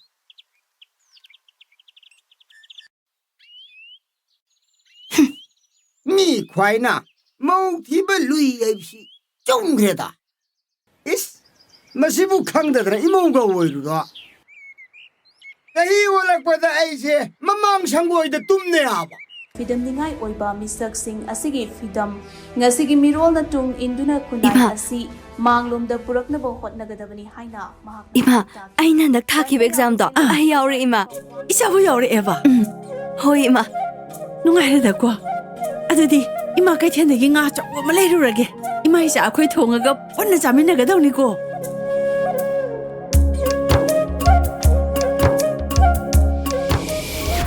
Yeng, isyana, gruming mo aso do. Ima. Lang Liên. Syok nungai ba numisida? Karigi kapino. Ima. Awabat na masaruk oirabi. Ay Ima do. Sidi. Ay Ima mo yamuning Lang Liên. Ay yam tu na Ima ki manak ta chani. Wasigi. Mai papo mi ko mapudo na. Ima ki manak ta lepcha ke kan ki bado. Ima, nakoy ki thawzal lagi. Ay ki ning patungan bire. Ima ko'y kilaman se, ay na mabog ko ding ising basong amaron. Lang Liên, na magsi, nang gihon na jaman ni. Adubo, Ima nang hon na jarak pa ang magkakti. Mabog si mahiyan gani, tajadre. Ima ki ꯀꯔꯝꯕ ꯍꯣꯠꯅꯖꯃꯟꯅꯣ? ꯂꯥꯡꯂꯦꯟ, ꯏꯃꯥꯁꯦ ꯑꯍꯦꯟꯕ ꯄꯥꯝꯕꯗꯤ ꯇꯥꯔꯅꯤ. ꯐꯔꯦꯁꯦ. ꯑꯔꯣꯏꯕ ꯑꯣꯏꯅ ꯉꯁꯤꯗꯤ ꯏꯃꯥ ꯏꯆꯥ ꯄꯨꯟꯅ ꯆꯥꯛ ꯆꯥꯃꯤꯟꯅꯔꯁꯤ. ꯅꯪ ꯉꯥꯏꯍꯥꯛ ꯂꯩꯔꯝꯃꯣ. ꯏꯃꯥ ꯀꯩꯊꯦꯜꯗꯒꯤ ꯉꯥ ꯂꯩꯔꯨꯒꯦ. ꯍꯣꯏ ꯏꯃꯥ.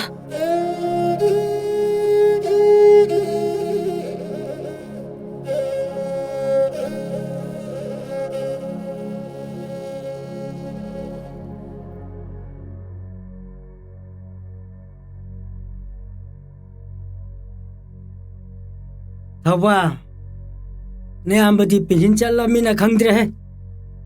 Akhui office tu bu kama kamai taurige. As office ki wa to se tamle. Paisal, am paisal se. No ai no mi ke mo si. Am paisal.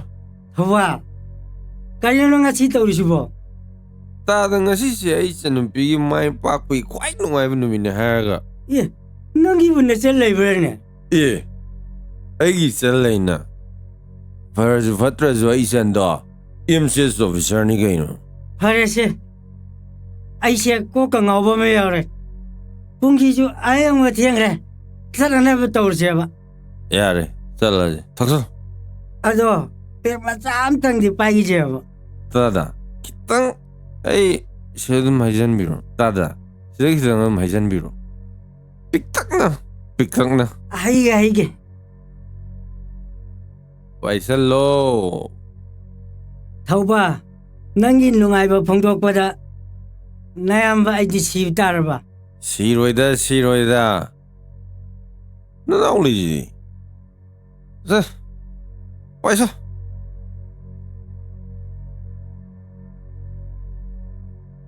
Kaigino ne asuk thengaba halaktrisibo. Phone tawbosu paikhatte. Topani da ko ai isa nu pase. Hojikpu kadaidanu akhoi mabu thirudausibo. Langlen, Ima, hanjara anida. Tumnaba tawrasi. Ima se tumningbana khangamdre. Lao. Tumnaba tawrasi lao.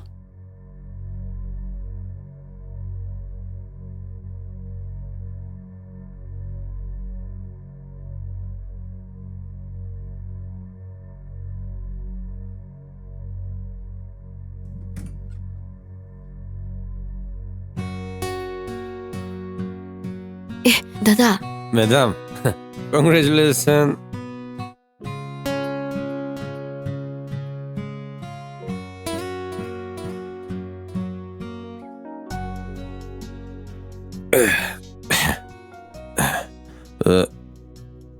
Dada, kaigino tuk thengai de.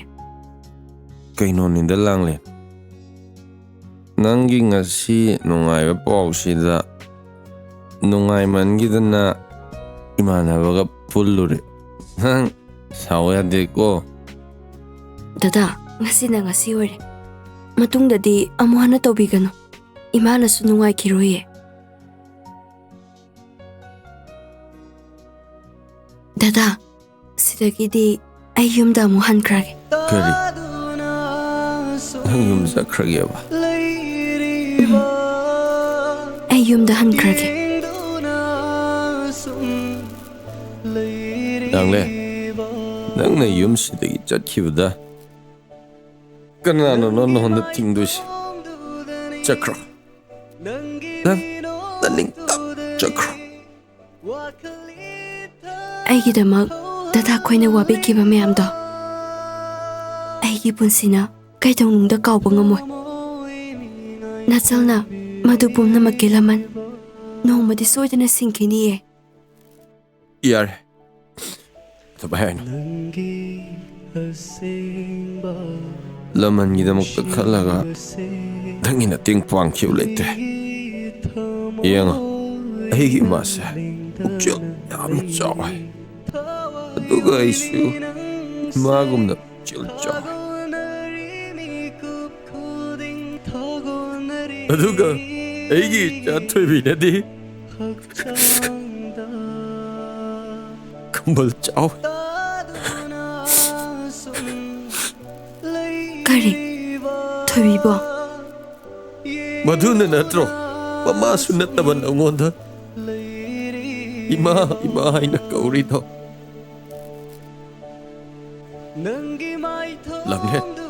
चक्रो हयेंग मक चक्रो अहिगी नाक्तगी यम लाप the चक्रो जब मानबी नंगी सकतम बना अइबु ओटबगी चैना कोक्ट्रिंगै सकमानबी नंगी सकतम सिना अइबु मु ओटपिरना ताइबंग सिद नंगी सकतम से अइबु ओननब थारकपने चक्रो अइ नाक्तगी लाप द चक्रो चुम्मी दादा पुनमक सकमानरुबी अइगी Irani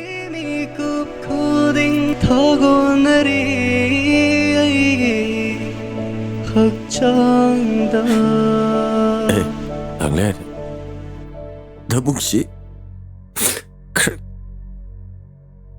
Ke auru re Pengangang kremal Nang Waragon Dada Aina chalamdai sida Thoibido Amuk di udingi Mabu hayeng Nganam talobirugera Laurorish Dada Thoibi sibu Aige yamna unahaning da bro Langlen Nang di chat kidi Nang na chakra batung da Cha Thoibi na kapau mo daw Ay thiệt bậc âm ơi Fresh Nang hayang nga na chana na ba Lang len Nang potha zaro Chalo Potha ro chalo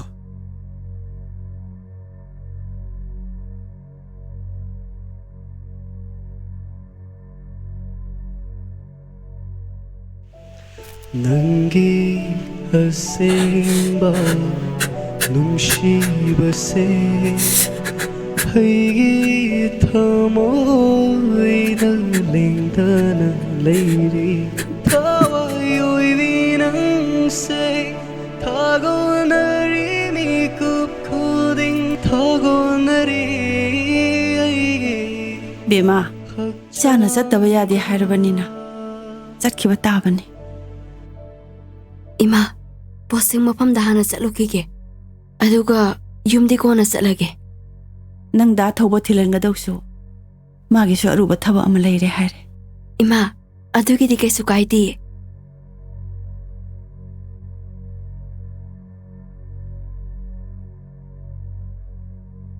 Dada Ay muk chatlukige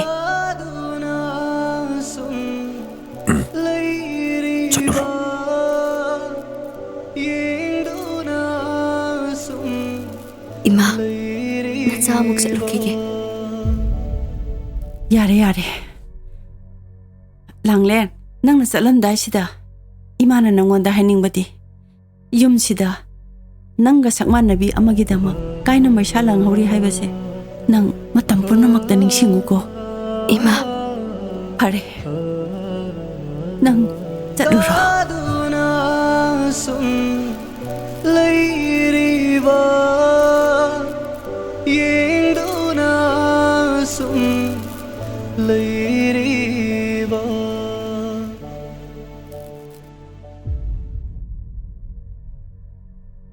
Tawa.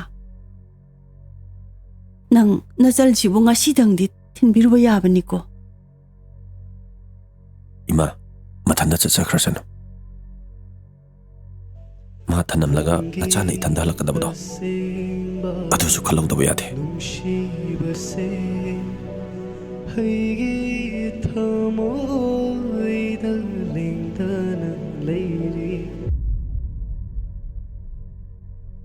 Punna lamsi point tara manganina. Siyansi nang naingon da khara hapak tare. Tamo Sendudi araibanida Jie changsida amukta hana sign tongigisi Sign to bubu warane. Toy tok to lore kanone. Moi tamo ibungo lembe ki thamoi pena ba sign do mayek seng na mukta tawi ko Ima, ay gilik saba haibada handakti sada biaroy Tumi layu he sada habro Si tawri se udro nangbo ꯀꯗꯥꯏꯋꯥꯏꯗꯅꯣ ꯂꯦꯝꯕ ꯇꯥꯃꯣ ꯁꯤꯒꯤ ꯃꯈꯥꯁꯤꯗ ꯑꯃ ꯇꯧꯕꯤꯔꯣ ꯑꯗꯨꯒ ꯁꯤꯗ ꯑꯃꯇꯪꯒ ꯐꯩꯅ ꯇꯧꯕꯤꯔꯣ ꯑꯣ ꯁꯤꯗ ꯑꯃꯒ ꯁꯣꯝ ꯅꯥꯀꯟꯁꯤꯗ ꯑꯃꯒ ꯇꯧꯋꯣꯕ ꯍꯣꯏ ꯇꯥꯃꯣ ꯇꯧꯔꯒꯦ ꯑꯦ ꯂꯥꯡꯂꯦꯟ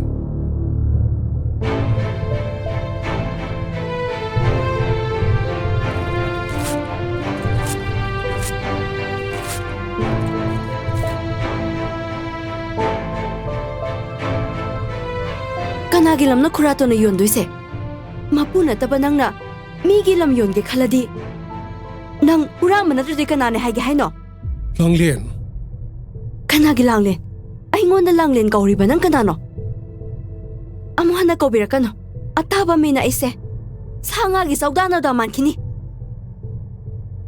ꯑꯗꯨꯒ ꯍꯨꯔꯥꯟ ꯄꯛꯑꯦ ꯌꯥꯔꯤꯕ ꯅꯪꯁꯨ ꯑꯋꯥꯕ ꯇꯥꯔꯣꯏ ꯈꯟꯕ꯭ꯔꯥ ꯁꯣꯝꯅ ꯈꯟꯕꯤꯔꯤꯕꯗꯣ ꯑꯣꯟꯅꯔꯦ ꯑꯩꯗꯤ ꯑꯩꯒꯤ ꯁꯦꯜꯗꯣ ꯃꯥꯡꯕ ꯌꯥꯗꯕꯅꯤꯅ ꯂꯥꯛꯄꯅꯤ ꯈꯪꯗꯦ ꯐꯣꯏꯕꯅꯤ ꯈꯪꯗꯦ ꯂꯧꯗ ꯌꯥꯗꯕꯅꯤ ꯃꯤꯅ ꯂꯩꯅꯔꯤꯕ ꯌꯨꯝ ꯑꯃꯕꯨ ꯅꯝꯗꯨꯅ ꯂꯧꯒꯅꯤ ꯈꯜꯂꯤꯕ ꯅꯪꯒꯤ ꯅꯀꯣꯛꯇꯣ ꯑꯐꯕ ꯑꯃꯠꯇ ꯈꯜꯂꯝꯃꯣꯏ ꯍꯥꯏꯕꯁꯦ ꯑꯩ ꯈꯪꯉꯦ ꯍꯦꯔꯥ ꯑꯗꯨꯝꯅ ꯍꯥꯏꯅꯗꯕꯅꯗꯤ ꯐꯩꯗ ꯑꯩꯒꯤ ꯁꯦꯜꯗꯣ ꯑꯗꯨꯗꯤ ꯁꯣꯝꯅ ꯄꯤꯕꯤꯔꯣꯗꯅ ꯁꯦ ꯄꯥꯏꯁꯜꯂꯣ ꯃꯗꯣ ꯑꯩꯒꯤ ꯚꯤꯖꯤꯇꯤꯡ ꯀꯥꯔꯗꯅꯤ ꯅꯪꯅ ꯂꯥꯛꯅꯤꯡꯕ ꯅꯨꯃꯤꯠ ꯑꯃꯗ ꯂꯥꯛꯂꯒ ꯅꯪꯒꯤ ꯁꯦꯜꯗꯣ ꯁꯦꯟꯗꯣꯏꯒ ꯂꯣꯏꯅꯅ ꯂꯧꯔꯕ ꯌꯥꯒꯅꯤ ꯀꯔꯤꯒꯨꯝꯕ ꯁꯣꯏꯔꯕꯗꯤ ꯑꯩꯕꯨ ꯐꯠꯇꯦ ꯍꯥꯏ ꯑꯩ ꯍꯥꯏꯈꯤꯕ ꯋꯥ ꯉꯥꯛꯅ ꯆꯠꯄ ꯃꯤꯅꯤ ꯌꯥꯔꯦ ꯆꯠꯂꯣ ꯂꯦꯝꯕ ꯆꯠꯂꯨꯔꯁꯦ ꯋꯥꯟ ꯗꯦ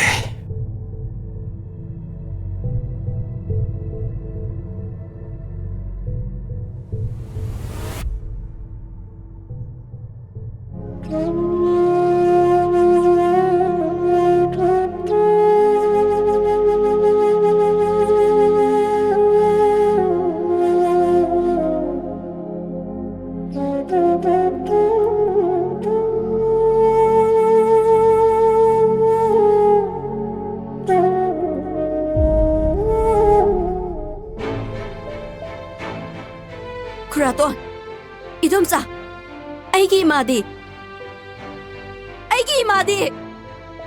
ꯑꯩꯅ ꯍꯪꯉꯤꯁꯦ ꯅꯈꯣꯏꯗꯅꯦ ꯑꯩꯒꯤ 이마디 ꯂꯥꯡꯂꯦꯟ ꯅꯪꯒꯤ ꯏꯃꯥꯗꯣ ꯅꯣꯡꯃ ꯌꯨꯝꯁꯤꯗꯒꯤ ꯊꯣꯛꯈꯤꯕꯗꯒꯤ ꯉꯁꯤ ꯐꯥꯎꯕ ꯌꯨꯝꯁꯤꯗ ꯍꯟꯖꯤꯜꯂꯛꯇꯔꯦ 이놈자 ꯑꯩ ꯈꯪꯉꯦ ꯅꯈꯣꯏ ꯃꯌꯥꯝꯒꯤ ꯁꯔꯩꯗ ꯋꯥꯖꯈ꯭ꯔꯕꯤ ꯑꯩꯒꯤ 이마ꯗꯣ ꯈꯥꯡꯕ ꯉꯝꯂꯝꯂꯔꯣꯏꯌꯦ ꯅꯣꯏꯒꯤ ꯅꯊꯃꯣꯏꯗꯨꯕꯨ ꯀꯩꯅ ꯁꯥꯔꯛꯄꯅꯣ ꯗꯁꯣꯅꯅ ꯍꯤꯡꯂꯤꯕꯤ ꯂꯨꯈ꯭ꯔꯥꯕꯤ 이마ꯗꯨꯕꯨ ꯅꯆꯤꯜ ꯅꯅꯥꯎꯅꯦ ꯍꯥꯏꯕꯒꯤ ꯃꯤꯅꯨꯡꯁꯤ ꯃꯆꯦꯠ ꯑꯃ ꯐꯥꯎꯕ ꯎꯠꯄꯤꯗꯦ ꯁꯥꯗꯒꯤꯁꯨ ꯍꯦꯟꯅ ꯇꯝꯊꯤꯕ ꯃꯤ ꯃꯥꯟꯕ ꯁꯥ ꯉꯥꯛꯇꯅꯦ ꯂꯥꯡꯂꯦꯟ ꯏꯁꯥꯅ ꯍꯥꯏꯕꯁꯨ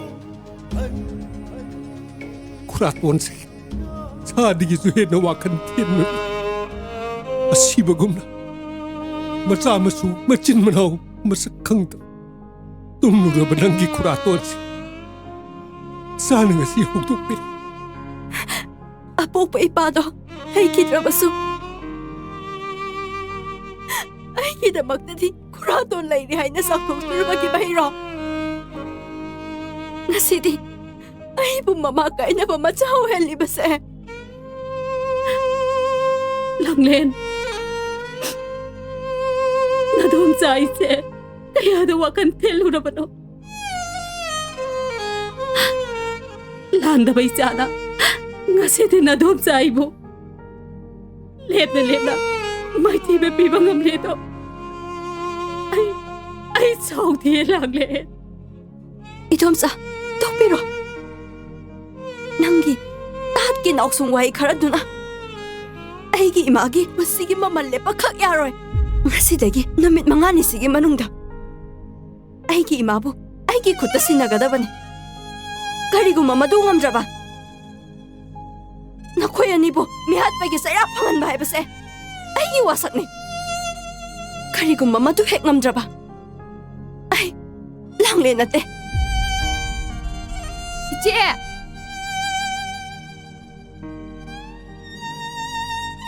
ꯑꯩꯗꯤ ꯏꯅꯧꯕ ꯉꯁꯥꯏꯗꯒꯤ ꯀꯥꯎꯔꯨꯔꯦꯗꯅ. ꯇꯣꯂꯦꯟ, ꯄꯤꯔꯛꯑꯣ. 이제 ꯅꯅꯥꯎ ꯉꯁꯤꯗꯤ ꯍꯧꯈ꯭ꯔꯕꯁꯤꯡꯗꯣ ꯍꯪꯀꯠꯂꯒ ꯅꯤꯡꯁꯤꯡꯂꯨꯕꯗ 이제 하이나 이닝땀나 ꯀꯧꯖꯕ ꯐꯥꯎꯕ ꯑꯩ ꯉꯝꯗ꯭ꯔꯦ 이제. ꯃꯗꯨ ꯄꯨꯝꯅꯃꯛ ꯅꯪꯒꯤ ꯋꯥꯈꯜꯅ ꯂꯦꯞꯆꯕ ꯅꯪꯒꯤ ꯐꯤꯔꯦꯞꯅꯤ. ꯑꯇꯣꯟ ꯑꯇꯥ ꯃꯤꯃꯥꯟꯅꯗ꯭ꯔꯕꯁꯤꯡꯒꯤ ꯃꯐꯝꯗ ꯏꯆꯦꯒꯤ ꯄꯨꯟꯁꯤꯒꯤ ꯑꯌꯥꯝꯕ ꯁꯔꯨꯛꯇꯤ ꯀꯠꯊꯣꯛꯂꯒꯦ ꯂꯦꯞꯂꯦ. ꯁꯤ ꯄꯥꯏꯁꯜꯂꯣ. ꯃꯗꯣ ꯅꯪꯒꯤꯗꯃꯛ ꯏꯆꯦꯅ ꯈ꯭ꯋꯥꯏꯗꯒꯤ ꯄꯥꯝꯖꯅ ꯄꯨꯔꯛꯈꯤꯕ ꯈꯨꯗꯣꯜꯅꯤ. ꯆꯠꯁꯦ.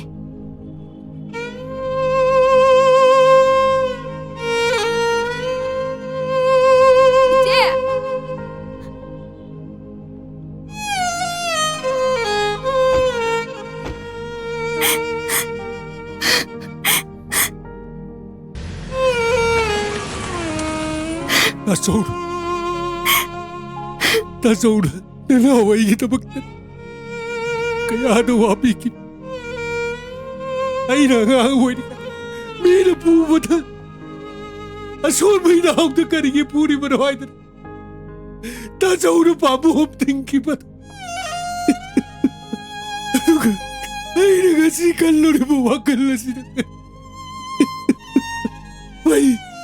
Ayaw siya makita yung mabuti mo sa kan. Labin mga ni Pao pag-ibarog na. Itay mabuti mo paglaban ni Pai. Andra matay! Kang katalay ni Palin na mamasay. Ay, hot!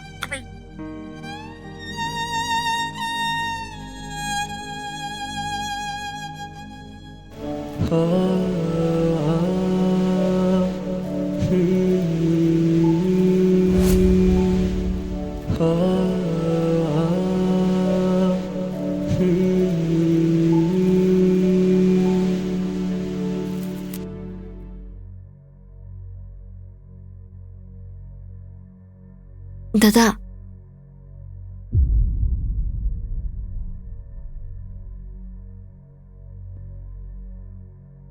Nimasu yaukbro.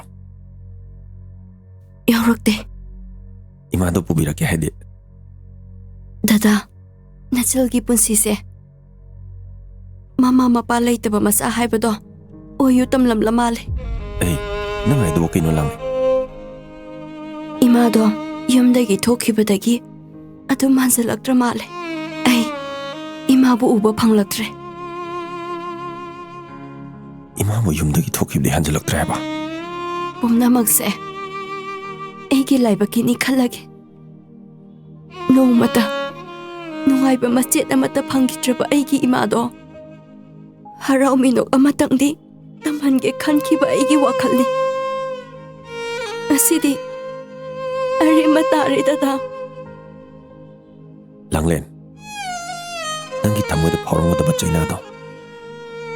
Ai su sap chana khange. Me ba khoi gi punchi da namdam bagi changing na chaina pidra ba punchi du di. Punchi na te hainari bane. Adunai khoi khang bai bata bane. Dada, nachal ki punsi sidi. Nongdam mama gi sangyeng se khara suhen man kramal. Langlen. Adunani nangi punchi bu mayang maraktagi arang mamisak ama ohelisi. Parese, hojikti imagi da mokte khoi kaidawsige. Dada, laibak thibi imadugi laman khara da warasu singma sakjanaba.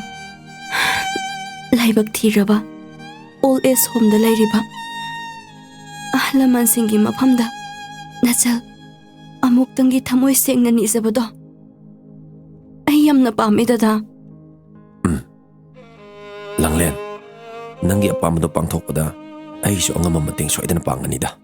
Adudi dada, hayengse ahalsingi manakta satluse. Chachi. Ado imadi ude kadai chatkige. Kaithian da pot khra layunen chakhimni. Adudi dada ai ima halakpa ngakta ngaikige. Yai, kada phamanga ngairu.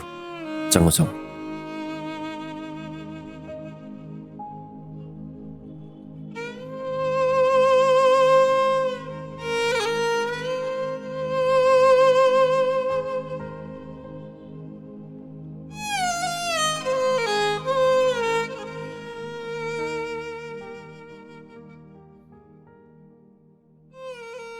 Madam, ahanjing punna lehore. Madam lingsin bibi yarni.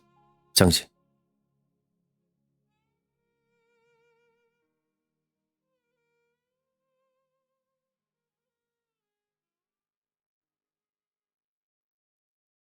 ꯑꯍꯥꯟꯕꯗ ꯏꯃꯥ ꯄꯥꯕꯨꯡ ꯃꯌꯥꯝ ꯄꯨꯝꯅꯃꯛꯄꯨ ꯅꯁꯥꯅ ꯏꯀꯣꯛꯅꯅ ꯈꯨꯔꯨꯝꯖꯔꯤ꯫ ꯑꯩꯅ ꯉꯁꯤ ꯃꯌꯥꯝꯒꯤ ꯃꯅꯥꯛꯇ ꯂꯥꯛꯂꯤꯕꯁꯦ ꯁꯦꯜ ꯄꯥꯏ ꯊꯕꯛ ꯑꯆꯧꯕ ꯇꯧꯏ ꯍꯥꯏꯗꯨꯅ ꯂꯥꯛꯄ ꯅꯠꯇꯦ꯫ ꯄꯥꯡꯒꯜ ꯁꯣꯟꯕꯤ ꯑꯣꯏꯖꯔꯕꯁꯨ ꯃꯃꯥ ꯑꯣꯏꯕꯤ ꯑꯃꯅ ꯃꯆꯥꯁꯤꯡꯒꯤꯗꯃꯛꯇ ꯋꯥꯖꯕ ꯑꯩ ꯆꯞ ꯆꯥꯅ ꯈꯪꯉꯤ꯫ ꯃꯗꯨꯃꯛꯅ ꯑꯩꯁꯨ ꯅꯨꯄꯤ ꯑꯃ ꯑꯣꯏꯅ ꯅꯨꯄꯤ ꯑꯣꯏꯕꯤꯁꯤꯡꯒꯤ ꯃꯐꯝꯗ ꯑꯍꯥꯟꯕꯗ ꯅꯆꯥꯅ ꯏꯃꯥ ꯑꯣꯏꯕꯤꯁꯤꯡꯕꯨ ꯏꯀꯥꯏ ꯈꯨꯝꯅꯕ ꯎꯠꯆꯔꯤ꯫ ꯁꯥ ꯉꯥꯅ ꯑꯄꯣꯛꯄ ꯑꯄꯣꯛꯄꯤ ꯃꯁꯛ ꯈꯪꯗꯕꯒꯨꯝ ꯇꯥꯏꯕꯪ ꯃꯤꯑꯣꯏꯕ ꯑꯩꯈꯣꯏꯒꯤ ꯃꯔꯛꯇꯁꯨ ꯃꯃꯥ ꯃꯄꯥꯕꯨ ꯄꯤꯖ ꯄꯤꯊꯛꯅꯤꯡꯗꯕ ꯅꯨꯡꯁꯤ ꯍꯩꯇꯕ ꯁꯥꯒꯨꯝꯕ ꯃꯤꯑꯣꯏ ꯀꯌꯥ ꯑꯃ ꯂꯩꯔꯤ꯫ ꯏꯃꯥꯒꯤ ꯃꯃꯜ ꯃꯁꯛ ꯈꯪꯗꯕ ꯃꯤꯑꯣꯏꯁꯤꯡ ꯑꯗꯣ ꯑꯩꯒꯤ ꯋꯥꯈꯜꯗꯗꯤ ꯃꯄꯣꯛ ꯈꯨꯗꯤꯡꯗ ꯃꯆꯤꯜꯗꯨꯗ ꯏꯃꯥ ꯍꯥꯏꯕ ꯃꯤꯡꯒꯧꯗꯣ ꯀꯧꯕ ꯐꯪꯗꯕ ꯑꯣꯏꯁꯅꯨ꯫ ꯐꯔꯦ, ꯆꯍꯤ ꯈꯨꯗꯤꯡꯒꯤ ꯋꯥꯔꯜ ꯃꯥꯗꯔꯁ ꯗꯦ ꯏꯃꯥꯒꯤ ꯅꯨꯃꯤꯠ ꯍꯥꯏꯕ ꯑꯁꯤꯅ ꯂꯥꯛꯄ ꯅꯨꯃꯤꯠ ꯑꯁꯤꯗ ꯅꯁꯥꯁꯨ ꯂꯥꯏꯕꯛ ꯊꯤꯔꯕ ꯏꯃꯥ ꯄꯥꯕꯨꯡꯁꯤꯡꯒꯤ ꯃꯅꯥꯛꯇ ꯁꯣꯏꯗꯅ ꯂꯥꯛꯄ ꯉꯝꯕ ꯑꯣꯏꯖꯒꯦ꯫ ꯃꯁꯤ ꯍꯥꯏꯔꯒ ꯑꯃꯨꯛꯀ ꯍꯟꯅ ꯏꯀꯥꯏ ꯈꯨꯝꯅꯕ ꯎꯠꯆꯔꯤ꯫ Ima pabung mayam pumnamaknasu aigi ichalna mayamgi mafamda tamningdana purakliba achamba khudolse harau harau loksinbiyu.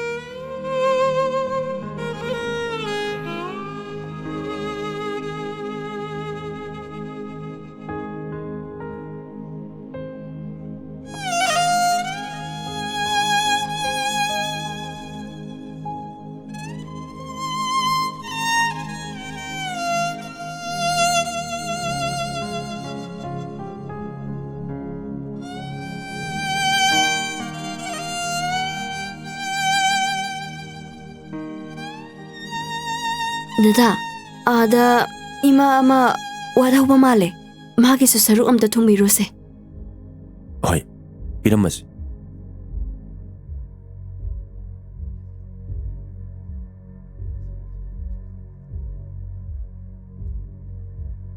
Ima, karigino imana natomta phamlidi. Ima. Hai. Nang ay isa lang ne. Ima, mane, ay nanggi nasa lang ne. Ibeba, asuk ko iba matamse. Karigino nang ima mo tuktok na sa iba di. Iba isa ako na nila ibang diye. Ima.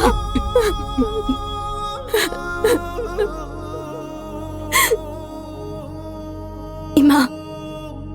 Ngasiday, imaabo na sana nungay na tamladoy ni. Ima na pamzaba, government ki tabak haibado. Nasa nga siti, government ki tabak pangli ima. Isaabo government ki tabak pangli ima. Hoy pangli ima. Pumnamakse. Aigi inakta lepliba, puksil chawraba, ibong sige tauzalda ipangzaba ni. Ibunga.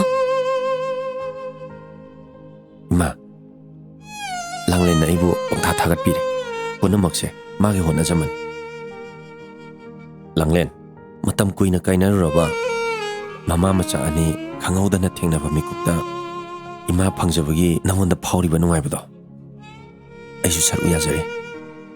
Amukha na nanggi punsida. Ima ka nangga lapna da boy sino. Dada.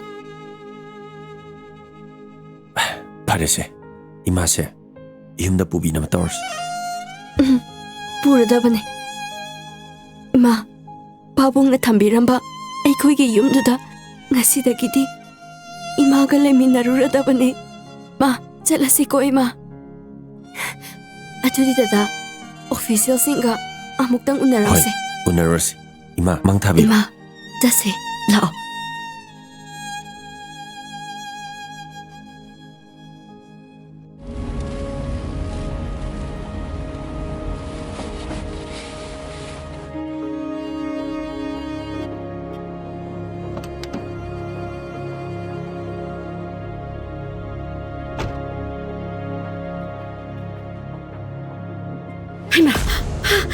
ꯂꯥꯡꯂꯦꯟ ꯏꯆꯥ ꯂꯥꯛꯑꯦꯗꯅ ꯌꯥꯔꯦ ꯑꯩꯒꯤ ꯌꯨꯝꯒꯤ ꯁꯣ ꯀꯗꯥꯏ ꯏꯆꯥꯒꯤ ꯌꯨꯝꯒꯤ ꯁꯣꯗꯣ ꯏꯗꯣꯝꯆꯥꯅ ꯆꯦꯛꯁꯤꯟꯅ ꯊꯝꯃꯤꯌꯦ ꯏꯕꯦꯝꯃ ꯂꯥꯡꯂꯦꯟ ꯅꯪꯒꯤ ꯈꯨꯔꯥꯇꯣꯟꯅꯁꯨ ꯅꯪꯒꯤ ꯃꯥꯕꯨ ꯁꯣꯏꯗꯅ ꯐꯪꯅꯕ ꯊꯤꯒꯅꯤ ꯍꯧꯖꯤꯛꯁꯨ ꯅꯟꯗꯣꯝꯆꯥꯒ ꯏꯕꯥꯅꯤ ꯏꯇꯩꯃꯕꯨ ꯊꯤꯕ ꯊꯣꯔꯛꯂꯤꯕ ꯏꯃꯥ ꯏꯆꯥꯒꯤ ꯄꯨꯟꯁꯤꯕꯨ ꯅꯈꯣꯏꯅ ꯀꯥꯡꯈꯣꯡ ꯆꯥꯍꯟꯈꯤꯕ ꯅꯠꯇ꯭ꯔꯣ ꯉꯁꯤꯗꯤ ꯅꯈꯣꯏꯒꯤ ꯃꯤꯅꯨꯡꯁꯤꯒꯤ ꯋꯥꯍꯟꯊꯣꯛ ꯑꯩꯉꯣꯟꯗ ꯂꯩꯇꯦ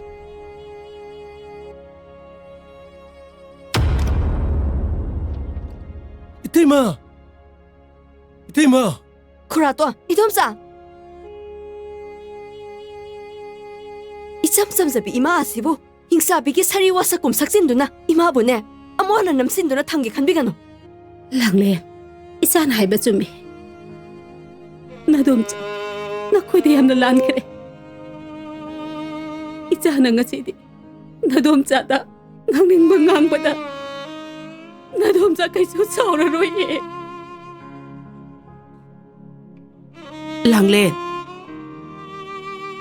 ꯏꯆꯥꯗꯤ ꯋꯥꯈꯜ ꯂꯧꯁꯤꯡ ꯆꯥꯎꯕꯤꯅꯤ ꯋꯥꯈꯜ ꯃꯄꯨꯡ ꯐꯥꯗꯅ ꯁꯥꯒꯨꯝꯅ ꯂꯩꯔꯝꯃꯕ ꯃꯈꯣꯏꯕꯨ ꯏꯆꯥꯅ ꯉꯁꯤꯗꯤ ꯃꯤꯑꯣꯏꯕꯒꯤ ꯋꯥꯈꯜ ꯈꯔꯗ ꯑꯣꯏꯔꯕꯁꯨ ꯈꯜꯍꯟꯗꯨꯅ ꯃꯤꯑꯣꯏꯕꯒꯤ ꯋꯥꯈꯜ ꯐꯥꯎꯍꯜꯂꯛꯏꯕꯁꯦ 이마 마시묵 뺀바 레이트레 이마 토이바 맴자 이제부 나코이나 따티다 오이나 그야 앙앙크라바수 가리수 강제드리바 이카 타바 앙앙니 칼라가 이세디 나코이부 가리수 와로바 레이티 이마 나나오 이때마디 암라크리 나나오 묵튼 악비유티 제 나나오부 뽕미나바네 칸도다 아무것도 ngakpiramu ise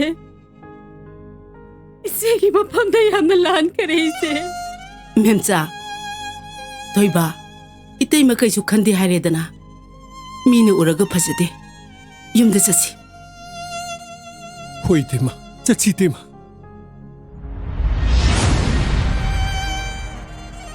랑렌 다타완 ꯑꯩ ꯅꯪ ꯂꯥꯛꯑꯦ ꯇꯥꯕꯗ ꯑꯩ ꯅꯪ ꯎꯅꯤꯡꯃꯟꯗꯅ ꯆꯦꯜꯂꯛꯏꯅꯦ ꯂꯥꯡꯂꯦꯟ ꯅꯪꯁꯦ ꯃꯍꯧꯁꯥꯗꯒꯤ ꯄꯨꯡꯑꯣꯟ ꯑꯣꯜꯂꯝꯃꯦ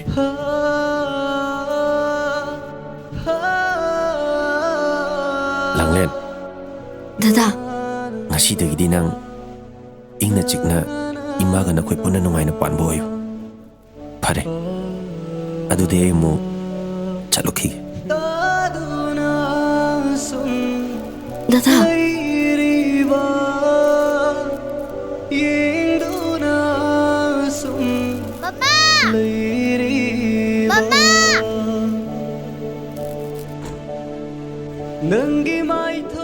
에이, 베비, 넌 가이드노? 하, 가이드노 넌 잡히지? 마마 나실게. 아이 마마 나실게. 베비, 베비. 마마, 아이 낭나 나슬라이네. 그이 놈만 더 이지고. 이마, 앙앙스케도 왜 마밤제 뽑이래이노? 이슈시네네 너희나 낙다 틸로에나 캉엄다든 너희나 낙다 보래 이니네 베비, 바봉가 юм차실러. юм차실러 봐. 아이 마마 그래 홍니. 까나이 마마노. 하, 까나이 마마노. 아이 마마 그래 차실디 차실러. 러. 달리, 아이 마마 그래 홍게. 자, 베비야. 넌네 바봉나 하이베 인빈이지. 러. 자디 말 먹니. 러. 차실러.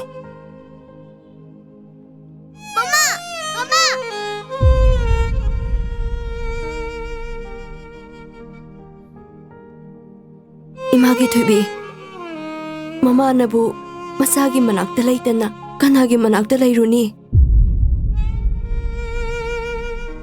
마마. 이마나 와사이시니 이마 감비 나옥사시게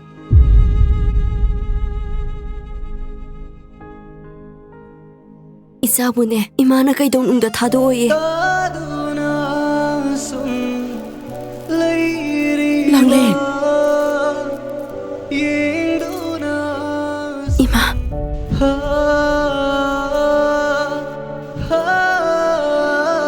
마마 잘라세. 마마 잘라세. 라오 자세. 베마 타와 앙앙시 부르가 나코이 잘라모 랑렌 ꯑꯋꯥꯕꯇꯅ ꯁꯔꯨꯛ ꯑꯣꯏꯖꯔꯕ ꯅꯪꯒꯤ ꯄꯨꯟꯁꯤꯅꯤ ꯄꯣꯂꯣꯏꯗ ꯅꯨꯡꯉꯥꯏꯌꯨ ꯇꯝꯂꯝꯂꯤꯕꯁꯦ ꯅꯤꯡꯉꯣꯜ ꯅꯪꯕꯨ ꯂꯥꯏꯕꯛ ꯐꯕꯤ ꯀꯧꯏ ꯆꯠꯂꯣ